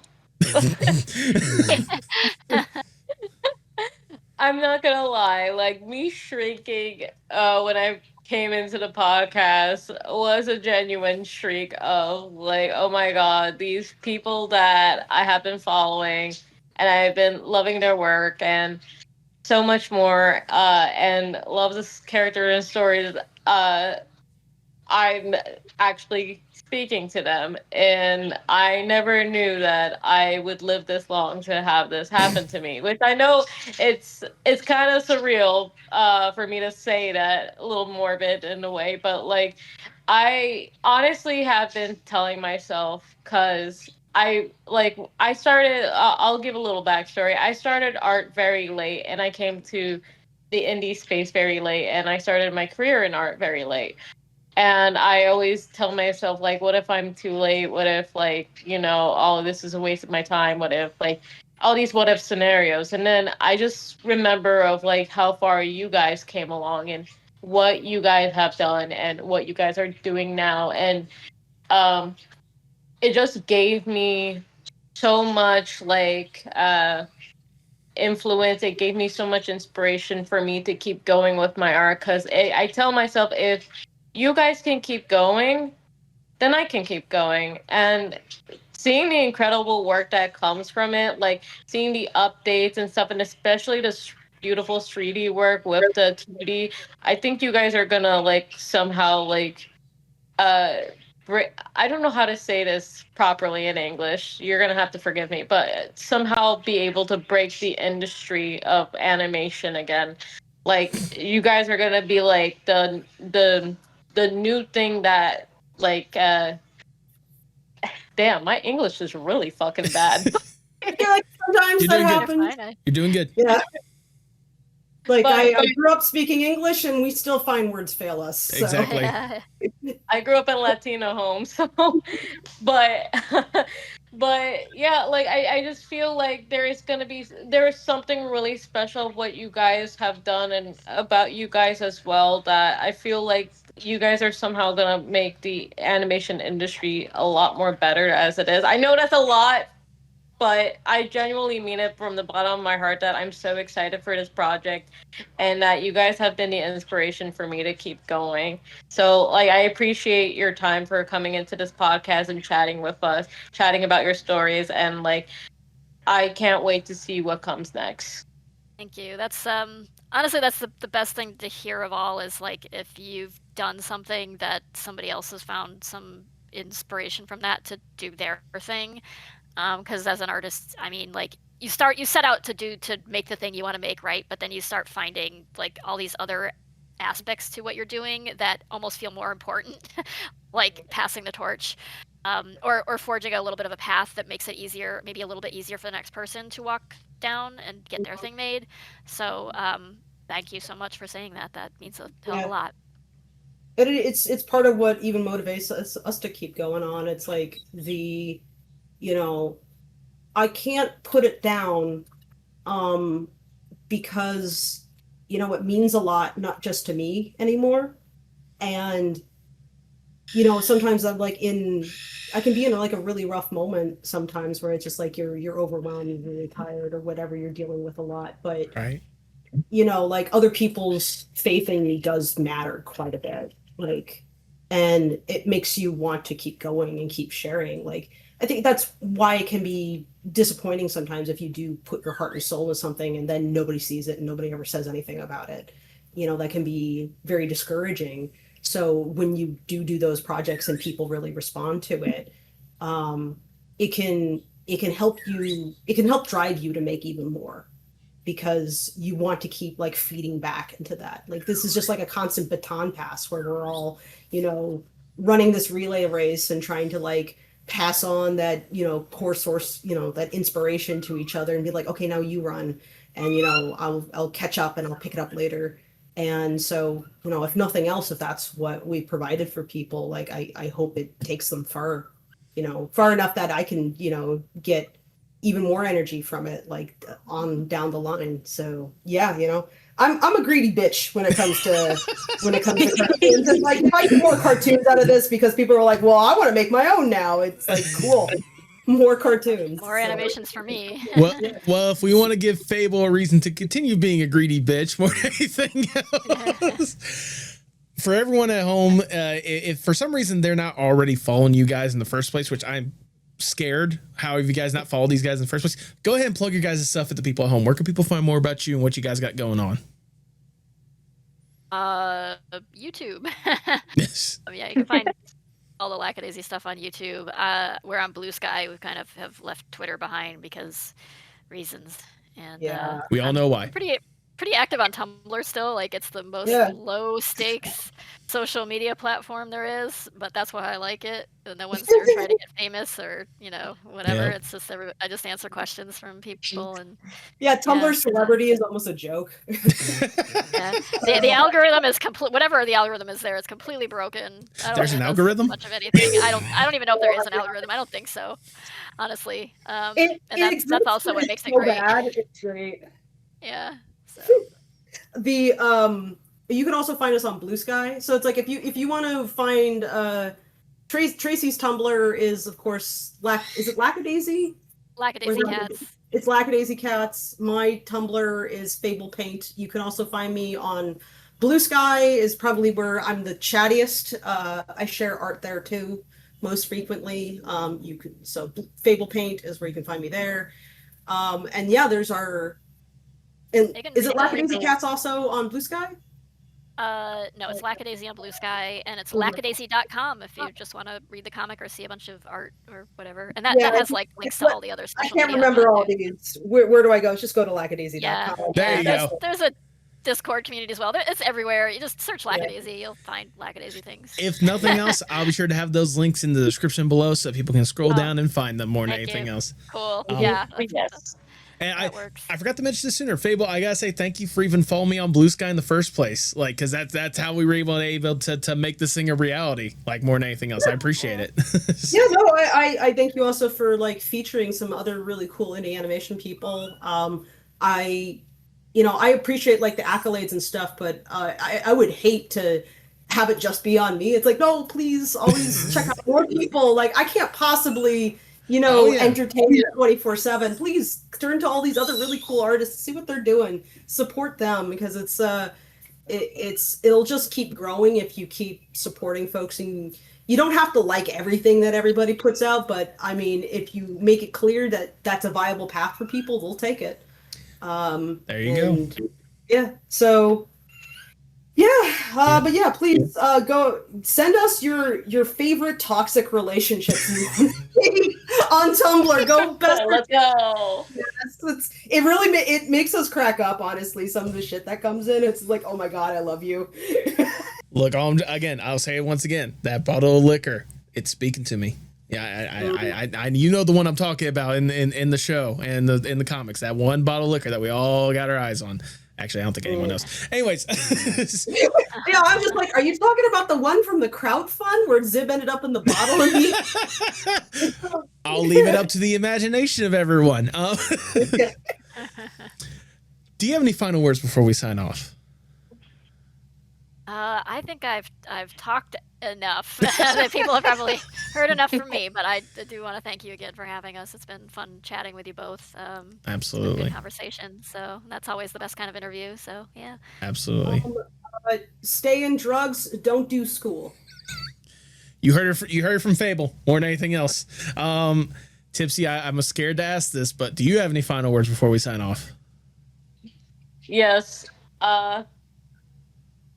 Get money, get bitches. And with that, all I have left to say is for the people at home, if you can, please pay your artists. Oh, absolutely. Yes, please Pay artists. Yeah. Art is a job. It's work. Yes. Tell me what's wrong, tell me sparks in motion. Sing me a song, tell me your eyes can all open. Show me it all, put me up in the car, you go when you used to call. Show me it all.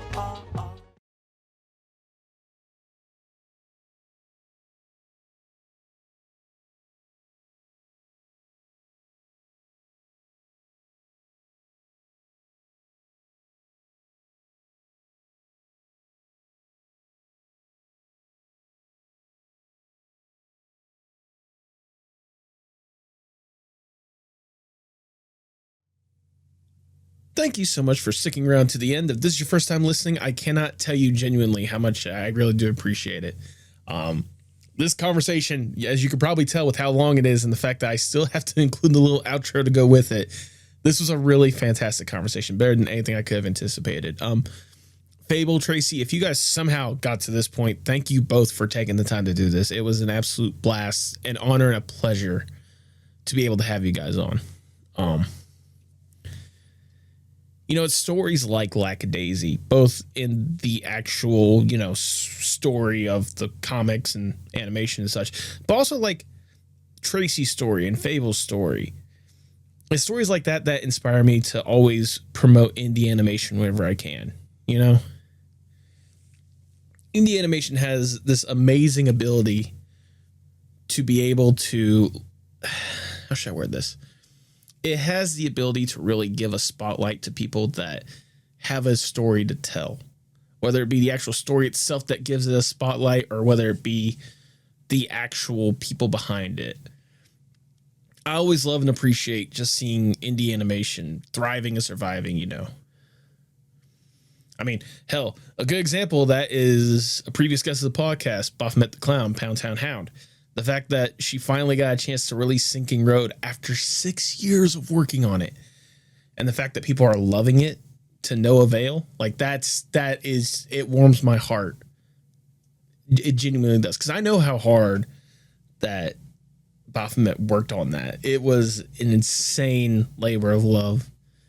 And the fact that she was able to get it out there and people love it like they should. If you guys have not seen it, go watch Sinking Road right now. Right now. At the end of the episode, I don't mind.